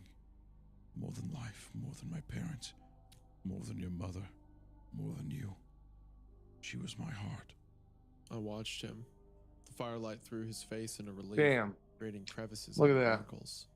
His We curly don't black even hair have the two shifted like pearls. smoke, We and got his one long, moonstone. We don't have the sharp two nose looked pearls. strange That's and fucking monstrous. ridiculous. Paralytic Whatever. electricity swarmed my skin, Come on. so much like the chapel that I could have wept. On my 12th birthday, Let's go your grandfather boiled a pot do of some oil shit. and called Alexandra to him. I miss getting buffed, She dude. and I were going to pick wildflowers later. I miss just So she getting buffed, dressed in her dude. finest clothes. A blue dress and white shoes. These shoes. Father did not speak for a very long while. She was my heart. He finally repeated. When my heart broke, I broke it. It made me like grandfather. Someday I will be just like him. I will live forever. You will too. That night I had a nightmare of a little girl with sunken yellow eyes melting into blisters as my mother's rotted body doused her with boiling oil. I woke screaming. Moonlight streamed through the window, drenching my room in celestial silver. My heart thumped so wildly that I could see my nightshirt moving. I wanted to escape. I wanted it to escape too, because without it I would die. When I was dead, I could sail the stars with the other Leica. Small, warm hands touched my face. I turned, expecting Alexander. Instead, I saw my nightmare. Great inflamed blisters bubbled and burst, sending rivulets of pus down her tiny, raw face.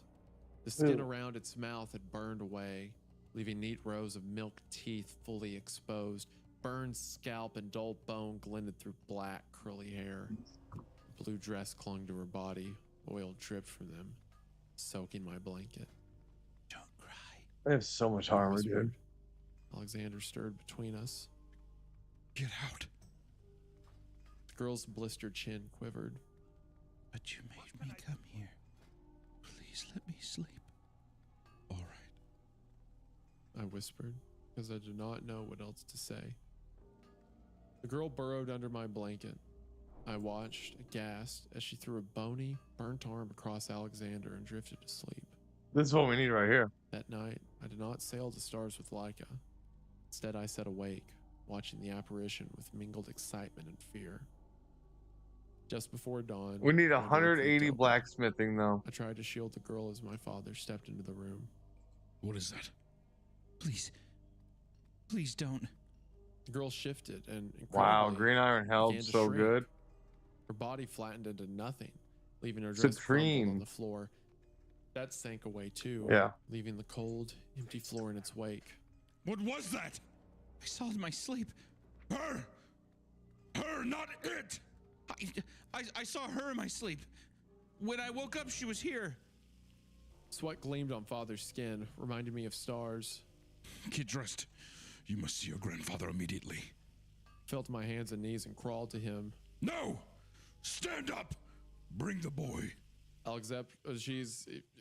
Because they did that, I imagine now that it's time for their turn where they have to sacrifice Alexander. He's gonna, to get- The Leica's gonna have to sacrifice Alexander. Yeah. Alexander wept angrily when I picked him up. I ignored him and followed Father into the dark forest. The full glory of early spring bathed the landscape. Pale beams of There's light so much shafted through wool. the canopy, cutting the thick shadows with gold. Vermin crept through the undergrowth and deer watched from a distance.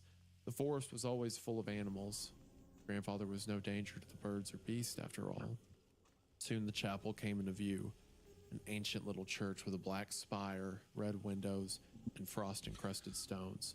There's been a ton of videos or episodes we've done that revolve around like an old steeple church in the woods, like spire in the woods and stuff. And I always love it, especially like in Deep Woods, in the first part of Deep Woods, where you get the impression that hundreds of years back, there was some ritual that was performed here, or there was some spell, and now everything we see is the influence of that. Yeah, the and aftermath, this is like back for where sure. it all began. Yeah. I love that trope. It gets me every time. Father ushered us inside. The moment I crossed the threshold, my skin began to crawl. Dread and fear swept over me. Alexander burst into tears.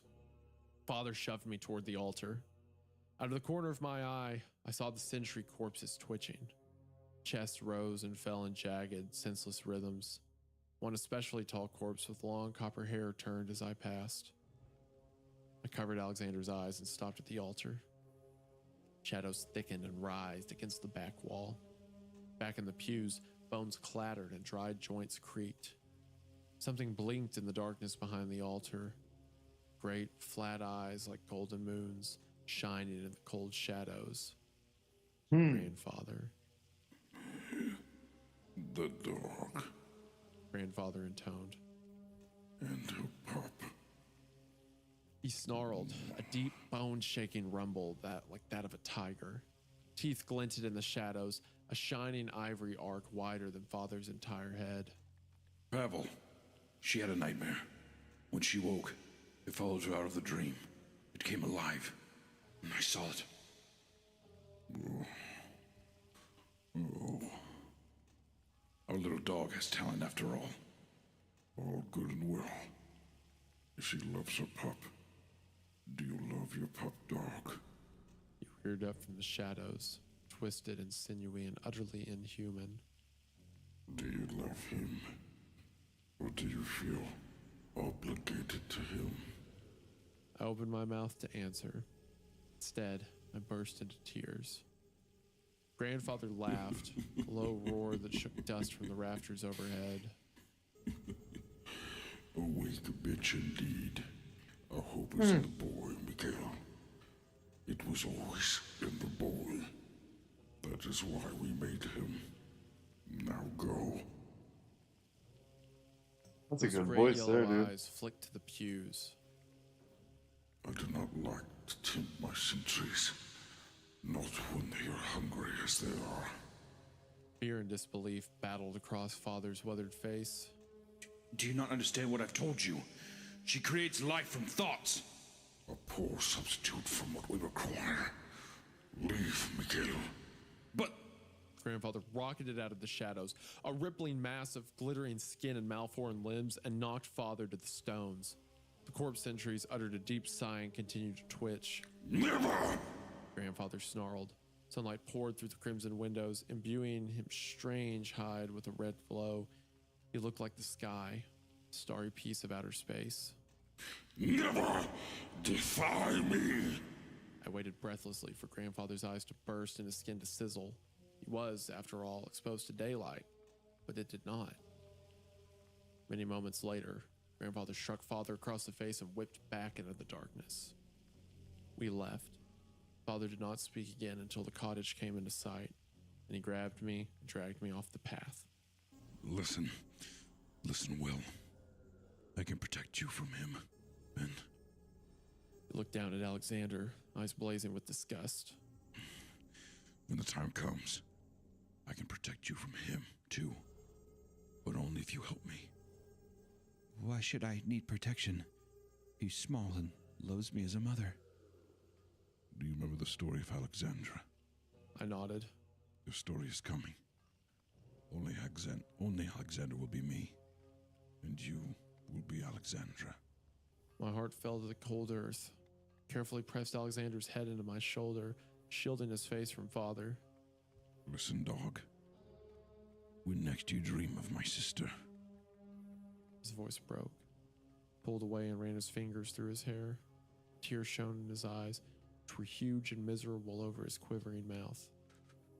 When she comes again, bring her to me. All right, Father. I'd never seen him weep before. The sight was frightening and curiously thrilling. I will. Father nodded curtly and left. I nearly followed, but thought better of it. Instead, I stayed in the forest with Alexander. Interesting. So it's like there's this discrepancy between father and grandfather. where he thinks that Alexander's not worthy, I guess, and he would rather it be his daughter, even though he hates her, because I don't know. Interesting. I will say I really love when it was describing his flesh, the red flesh, and it said it looked like the nebula of space.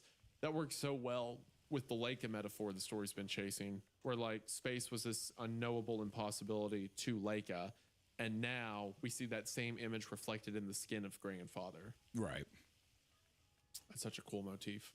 As the morning brightened and bird songs swelled to a symphony, I set Alexander upon the narrow path.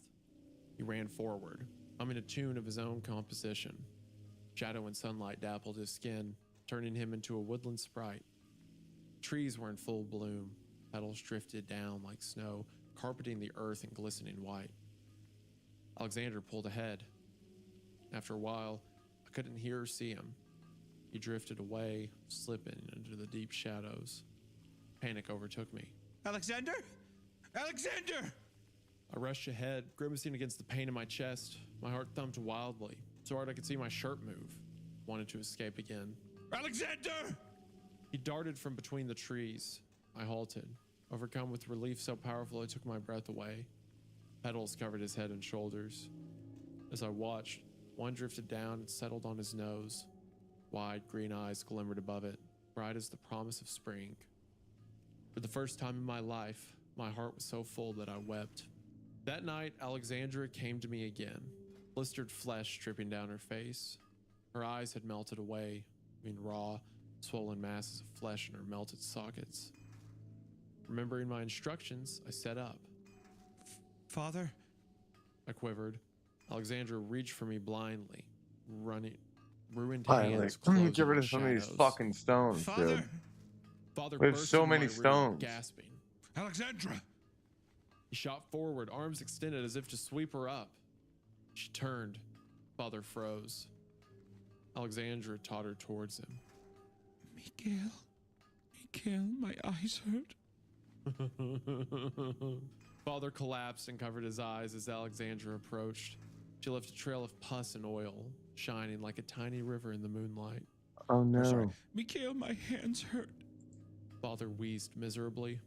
Mikael, my skin is on fire and it drips away. She stopped before him and crouched. Father whimpered and whined like a beaten dog, twisting away from her hands. She set her small hand on his cheek. Father squalled and writhed, but couldn't break away from her. Mikael. She wept. You are just like him now. She jerked and began to shrink, to sink, disappearing into the floor. The moment her hand fell away, Father leapt up to his feet and ran. After that, he did not ask to see Alexandra. This is good, because I did not see her in my dreams after that. I only saw Leica. Oh, that makes sense as to why earlier in the story she saw the vision of the dog. I didn't put that together till just now. That the reason she saw the dog is because she has this power to bring life. Yeah. I spent most nights drifting among the stars with that dear doomed Yeah. dog at my side. Imagined or not, the sights were glorious. Incomprehensibly beautiful star formations, planets, great multicolored expanses of celestial mists. Sometimes I woke, bleary and incoherent, felt her fur against my skin. By the time I opened my eyes, there was So we nothing. could use the silver bar. One winter morning, We I don't woke want to very use early. the silver bar My though. stomach growled immediately, and no wonder. Father hadn't fed me for days. I fed Alexander with table scraps and tree bark. That, I decided, would change today. I crept into the kitchen. There wasn't much, there never was, but I scraped together what little I could and turned around. My grandfather sat at the table, great golden eyes shimmering in his terrible face. Little bitch. What have you done to your father? He no longer hunts. He no longer eats. He no longer obeys. I felt like I was back in his chapel, crushed by darkness, heavy with dread, on the verge of panic. Your ability has not been seen on this earth for 1,000 years or more. Of course, the ability Oh, wasn't of shit. Earth. I no doubt come across it while sailing through space and breathing stardust. It's just nightmares. No. You take the dark things of the world, the fear, the hate, the pain, and channel them into physical form. And that is just the beginning. You will be able to do anything. You will make bodies permanent, perfect bodies for me and for you. Oh, I see. Then why be so dismissive of her if she can make you a perfect body, idiot? I think that if you are like, this is an omnipotent being, I think he probably wants to, it's kind of like Zeus, or it's like Kronos being afraid of Zeus or something. It's like almost like this thing's going to kill and replace me, maybe. Mm-hmm. So maybe he's just like making it, he's making Leica feel lower than what it actually is, potentially. Yeah, because his whole thing is subservience, I guess. So it's like you have to continue to make it a dog so it doesn't get ideas. But also, he also probably just didn't know that she had that power until now. Yeah. Yeah. The relish in his voice made me sick. He said, "Our women have always been weak and talentless. I thought the same of you, little bitch." Tears pricked my eyes and my bones thrummed as if struggling to break through flesh and run away. It was no use. So we just need 2 more iron bars, 1 heavy stone, and some green dye. And those are better than what we got on, right? Whispered. No. No, they're definitely not. Hear this once. Damn. He left. I ran to the window and watched Whatever. him hurtle through the trees as sunrise threatened, back to his chapel. I waited until the sun was up, then I ran to my room, bundled Alexander in every bit of clothing I could find, and left. We followed the path for many miles. Our home was hours and hours from the nearest town. Couldn't reach it until long past nightfall. I could only hope the grandfather wouldn't notice our absence until the following day. It wasn't an unlikely hope. Grandfather spent most of his time in the chapel. The second this thought crossed my mind, a glittering dark shape leapt out of the trees and knocked Alexander from my arms. I caught a blur of twisted limbs and nightmarish hands, of great yellow eyes sell like some of this flattened shit. moons. Alexander screamed as a torrent of blood splattered across the snow. It sank quickly, melting red canyons through the pristine white. Grandfather at me, narrowing sides heaving. Then he leaned down, tore out Alexander's throat. He screamed. Birds took flight and mammals ran through the undergrowth. The piercing note echoed off the mountains. The pain within it should have ended the world, but there was no one to hear, no one to care. Grandfather grinned. Okay, and then we need to go. Sinews clung to his teeth. Think to the first aid trainer. I felt it. Crushing weight of sorrow, the almost physical sensation Go to of the my first spirit aid tearing and trainer. bleeding out into my guts. I fell to my knees and cradled Alexander's head for hours. And then My get father some wool finally found bandages us around made up. nightfall. He had a heel of bread and an oily chicken leg. He pressed them both into my hands, then left. I tore the bread into pieces and dropped them, one by one, into Alexander's mouth. When he did not wake, I burst into tears and hurled the chicken leg into the woods. The moon rose into the cruel, dark sky. Stars glimmered through the bare branches overhead, creating a breathtaking fractal pattern. I plopped down beside Alexander, pulling him to my body. He was cold, terribly cold. I held him anyway, keeping my eyes trained on the stars. My mind detached with great difficulty, like it was trapped in tar. Finally, it wrenched itself free and sailed upward, disappearing into a silvery sea of sky and stars, rocketing ever higher until I saw the earth spinning below. Leica's rocket zoomed past. I reached out and caught one of the metal bars near the nose. I could sense Leica within. Her terror vibrated through the craft and leached into my bloodstream. It's all right. It's all right, Leica. I'm here. When you land, I will help you out and we will play together. Her fear diminished, and so did her pain. So did mine. Together we sailed the stars, looking upon the earth and marveling at the incomprehensible beauty around us. I woke cold, sore, and in So more much pain better. than I It's can literally almost describe. double, dude. Man, something about story, just the idea of a child being in such a awful, I mean, obviously this is like a supernatural abusive situation, but the idea of a child being in like a, you know, such a physically distressing, you know, painful position and taking comfort in a dog who had to go through something like that too, and then also not only having the dog as a comfort, but wanting to comfort it. Yeah, as I say, just the idea of something being like understand. It's also more tragic too that it's understanding how horrible its situation is. Yeah, and like looking up to something, being like, "Don't worry, we'll get through this and we'll play together." It's just heartbreaking. Yeah, I woke cold, sore, and in more pain than I can describe. I sat up. Alexander's stiff body broke away from mine. I reached for him blindly. A thin scrim of ice covered his eyes. The wound in his throat was an open horror, one I couldn't look at for long. Nice. I drew my knees to New my milestone, chin and wept. dog. After a while, something warm bumped my hand. Wet nose touched my palm. I knew what I would see long before I opened my eyes. Like a striped face and deer curly tail made me smile, even through my tears. Stars glimmered through her fur, gently pulsing pinpricks of light. What is this? Grandfather's voice echoed through the trees. Rage flowed through my blood, exquisitely corrosive. Hate, I learned then, is pleasurable. It is fury and it is the basis of power. Grandfather erupted from the darkness, scald skin shimmering like a river under the moonlight. You waste your talent on a mutt. Not even on your own pup. No matter. I will correct you. Leica reared up and leapt, snout piercing one of Grandfather's flat look at moon that. eyes. He screamed and shook his head back and forth.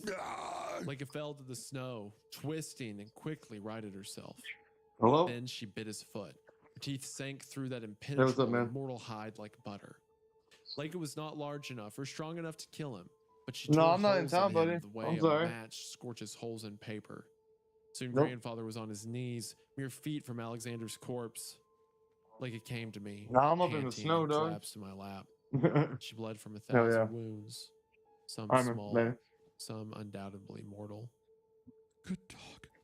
My voice broke. I stroked her gently, willing those wounds to close. I was a monster. I used Leica just like the others had, calling her down on false pretenses, filling her with hope, before throwing her into the void. Good girl. I looked up as Grandfather's good eyes slid to my dead brother. Something dark bloomed there, a wicked, corrupted hope.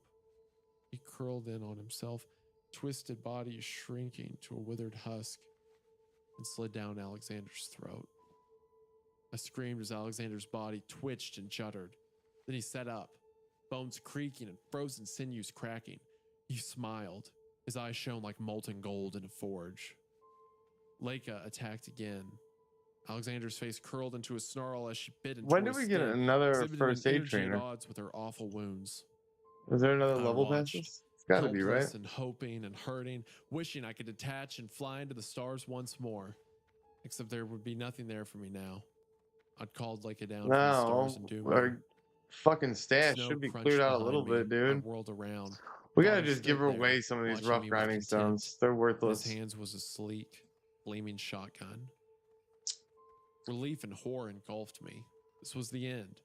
My mind would detach forever this time. The fear would finally end. Like a bit down on Grandfather within Alexander, who hit her. She whined, but it held fast. Father stalked past me and cocked the gun. No! Don't hurt her! Don't hurt her! Father pointed the gun at Alexander's head and fired. Blood and viscera and dark, glittering flesh exploded across the snow. Father fired again, then reloaded and fired again and again. Alexander's head evaporated into red mist. Finally, his body lurched, and Grandfather, small, pleading, scaled Grandfather, slithered out of his throat. Like a caught and held him. Father pressed the barrel of the gun against his good eye and pulled the trigger as the sun broke over the mountains. Father stepped back. I reached for him, drunk on hope and gratitude, but he recoiled from me. In his withered face, So fast. I saw Fast as despair, fuck, boy. rage, and contempt.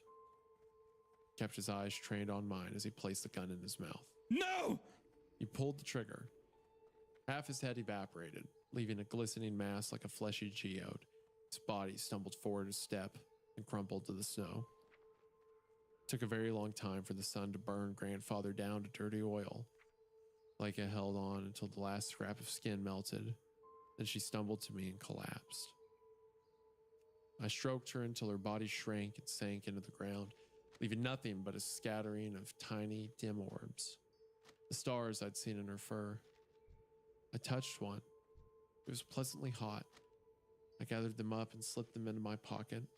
I went to Alexander's body, ravaged beyond description, broken in ways that did not seem entirely real, and sat with him until nightfall.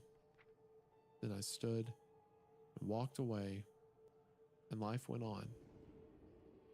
At first, I brought them back from my nightmares. Alexander, father, grandfather, even Alexandra. But I quickly taught myself to starve and eventually kill my ability. It's not a good power. It's born of rage, despair, selfishness, and fear. And I cannot tolerate fear. Besides, dogs do not have such awful powers. It is good to be a dog, because they're not necromancers, they're not monsters. They're nothing more or less than the simplest and most loving of creatures. That's why I'll always be Leica the dog. And that is the end. Wow. Yeah. What a great one, man. Yeah. What I love about Dopamine stuff is that the way that they write, it almost feels like these are like entirely fantasy. Like they're like, it almost feels like you're in the fucking landscape of like a Ghibli film or something. Yeah. We're obviously in these times where at least the Russian experiment went. So at least we're in the 50s, at most 60s. But it feels like these things, like just being in the woods and having the chapel, it's not like it really like addresses it. I mean, like we hear about it and we know it's there, but in my mind, the way that they write about nature, especially like the mammals and the animals that live in nature, it just makes it sound so fantastical. And these stories always wind up being these kind of like grand, fantastical conclusions as well. I mean, I kept picturing the grandfather as just this giant. I mean, like I don't know why I kept picturing the giant, like the bathhouse owner in Spirited Away, like the big nose and, you know, flying around and all that kind of stuff. Oh, the witch. Yeah. It makes me think Yeah. It makes me think of that. It's really very interesting too. The parallels too with Leica the dog and even the narrator calling the dog at the end and using it the same way that like the Russians did, obviously in a different context, but feeling that kind of like guilt and shame at the end was just so touching. And also too, what a fun way for the author to be able to write a way of like Leica being able to come in and like bite and help kill the people that sent her out to space, you know? In a lot of ways, in so many different ways, this would be so hard to pull off of being like, yes, literally Leica the dog shows up and helps defeat the monster. Like that sentence alone sounds so absurd, but I was so bought in, and I love that the way that they just set it up that yes, the persons can conjure these things from their dreams to help them. It just was just wonderful. Just really, really wonderful. Dopamine has such a great way of writing, and it's just such a treat every time we get to read it. I like the parallels between the Leica story and like what's happening here, and I like how grandfather's kind of a stand-in for the Russians. What was his name? Pavel? Yeah, almost. I thought it was Pavlov, or it was. I thought it was Pavlov for a second, which I thought was like a philosopher. The dog, yeah. The dog, yeah. Pavel cultism. I feel like that's a name from something. No, maybe not. Dude. Somebody a little bit of gold here. Like I feel like the. I think I'm gonna run to the store real quick. I'm just gonna leave the stream on. Entity. Yeah, I don't know if I should just leave old Meat by anything immediately. What if I put it? Well, to be fair, it's just something from a different time. I mean, it even references that, you know, this Earth hasn't seen your power in thousands of years or more. So he would have to know about that. Maybe he isn't that old, but in my mind, when I read that, I was like, this is like an immortal being that has been around for thousands of years. Yeah, very well could be.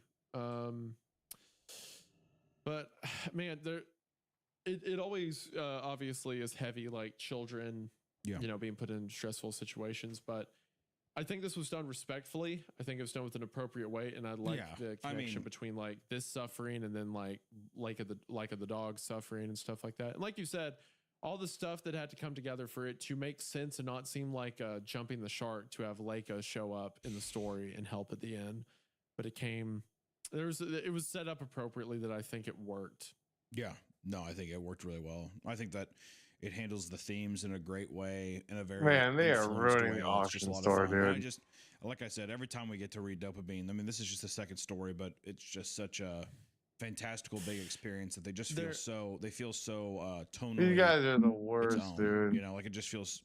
It They're just the it dives into fucking that worst. No one's fantastical buying this for territory 30 in such a gold, way that dude. it almost instantly. I'm just like, oh yeah, this Who is the a fuck Dopamine is story, buying these which for I think 30 is just gold? really, really fun.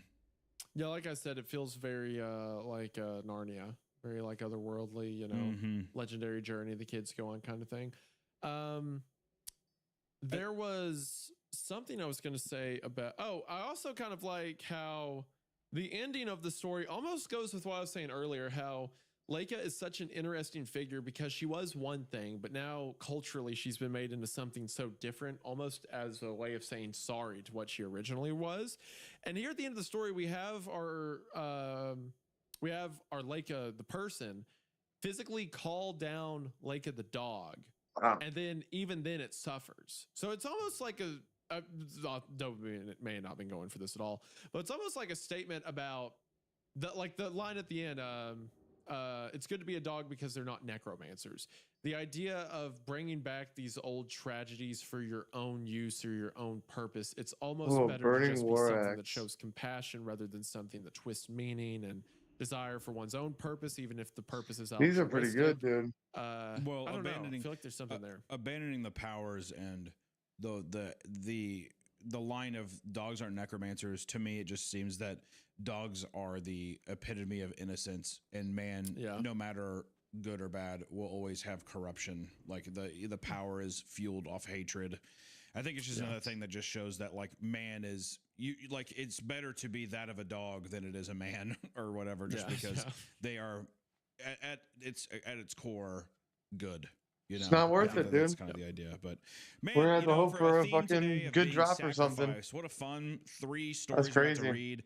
Really enjoyed getting to get in on Max's stories for the first Level time. Those were a 31. lot of fun. Killer. But all in all, it's always fun to do a grab bag, and I feel like all of these And them today were just arcade great. defenders being 50 Really, really gold great, is especially just, after some I hate this. last Sometimes week's I hate the debacle. people in the So, auction house so you know, much, dude. National It's so Palate Cleanser. bullshit. Thank That you should so be like much to 4 our gold, audio 5 listeners gold. over on Spotify and Apple Podcasts. Even that's and of course, expensive. thank you to our patrons who do support Dude. the channel as well and get a little bit of extra content on the side. I gotta say, guys, terrific story. In the world. And also be Uh, sure to not show Hunter love and I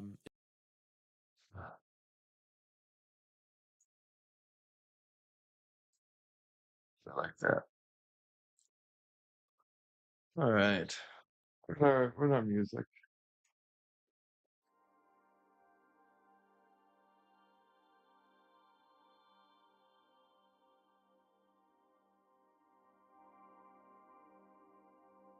All right, now.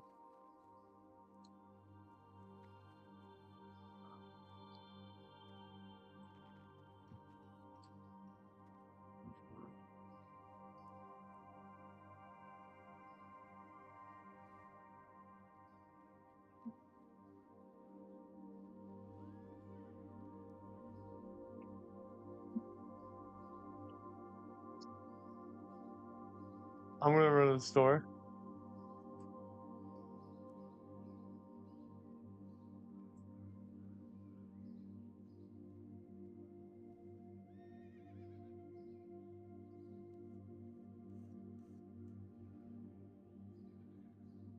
And let's put on a different thing of music though.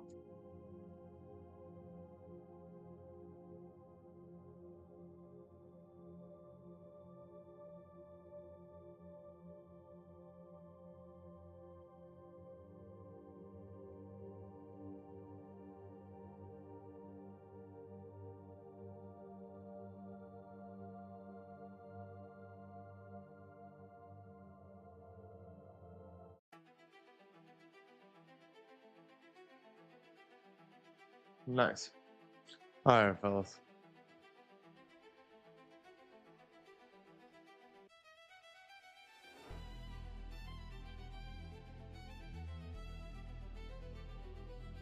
Oh, I hate when I do that.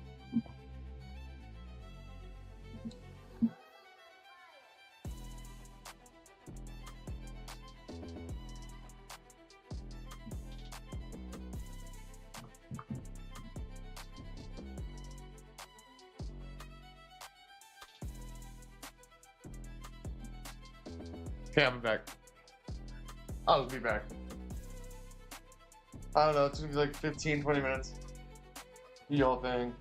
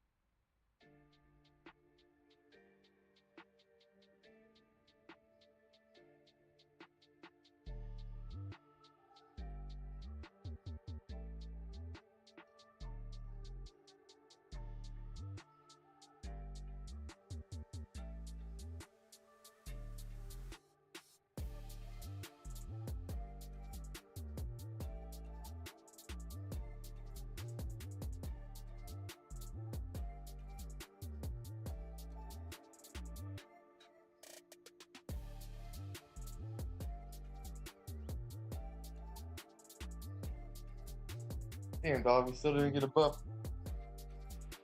Hi, honey.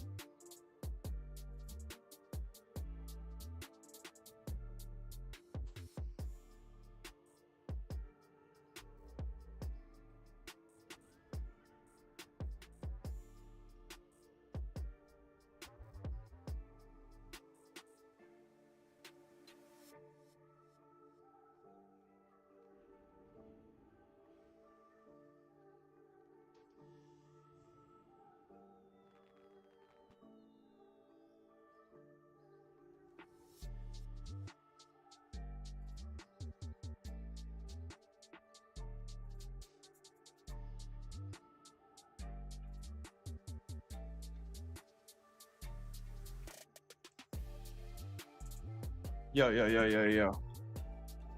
Hi, baby. Hi, baby.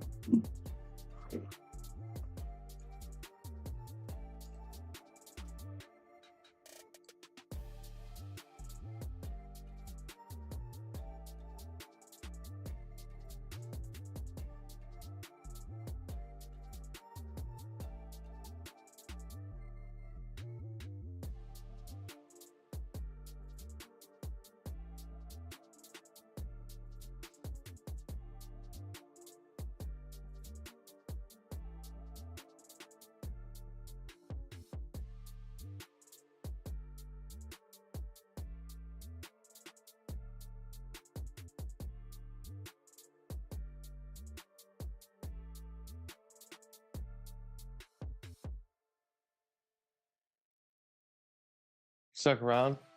Hi, honey. We're just chilling. Just leave it on.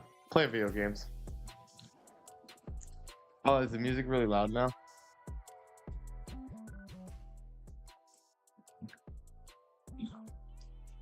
Oh.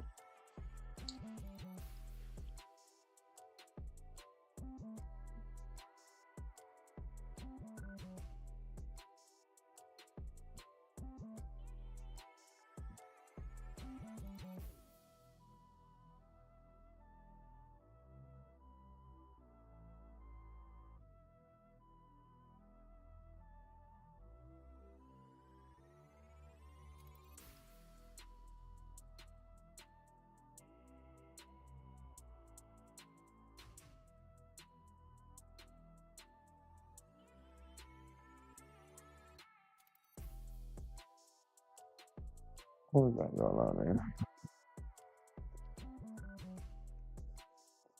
I had to go to Walmart. They didn't have the one thing I was looking for.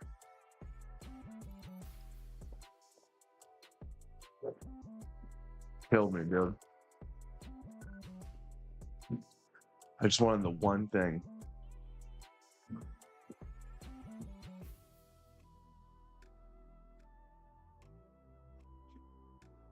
But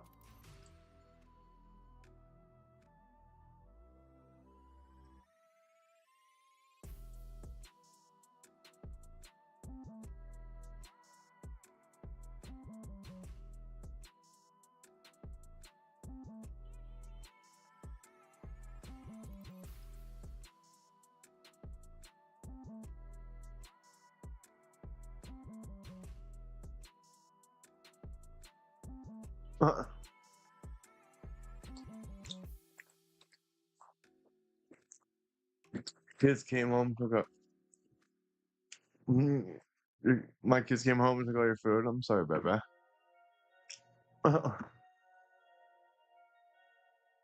I'm sorry, baby.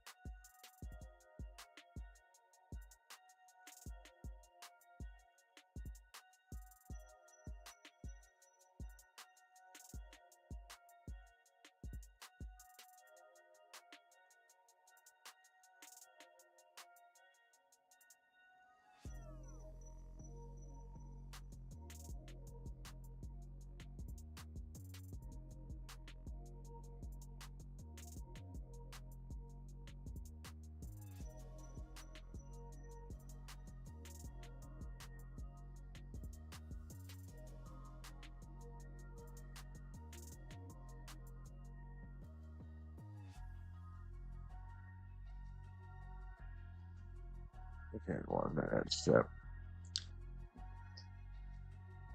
It's my fault. That's right.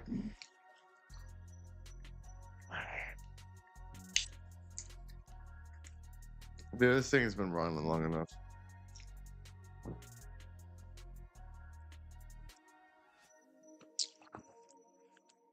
Baby girl, I was on a streak before I got back home and took that month off.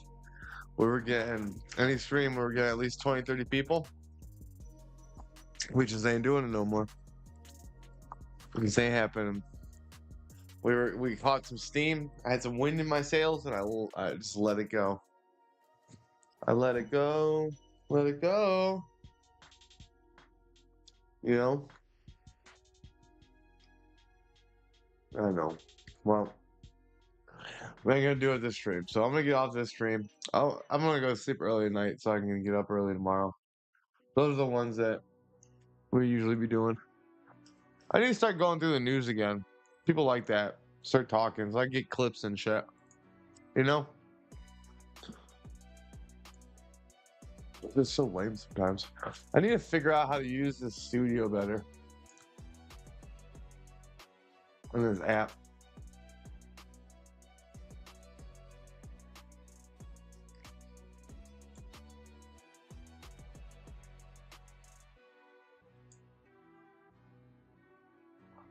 Anyway, I love you, baby. Call me. I'm gonna get off this stream. Thank you, everyone that did show up. Bye.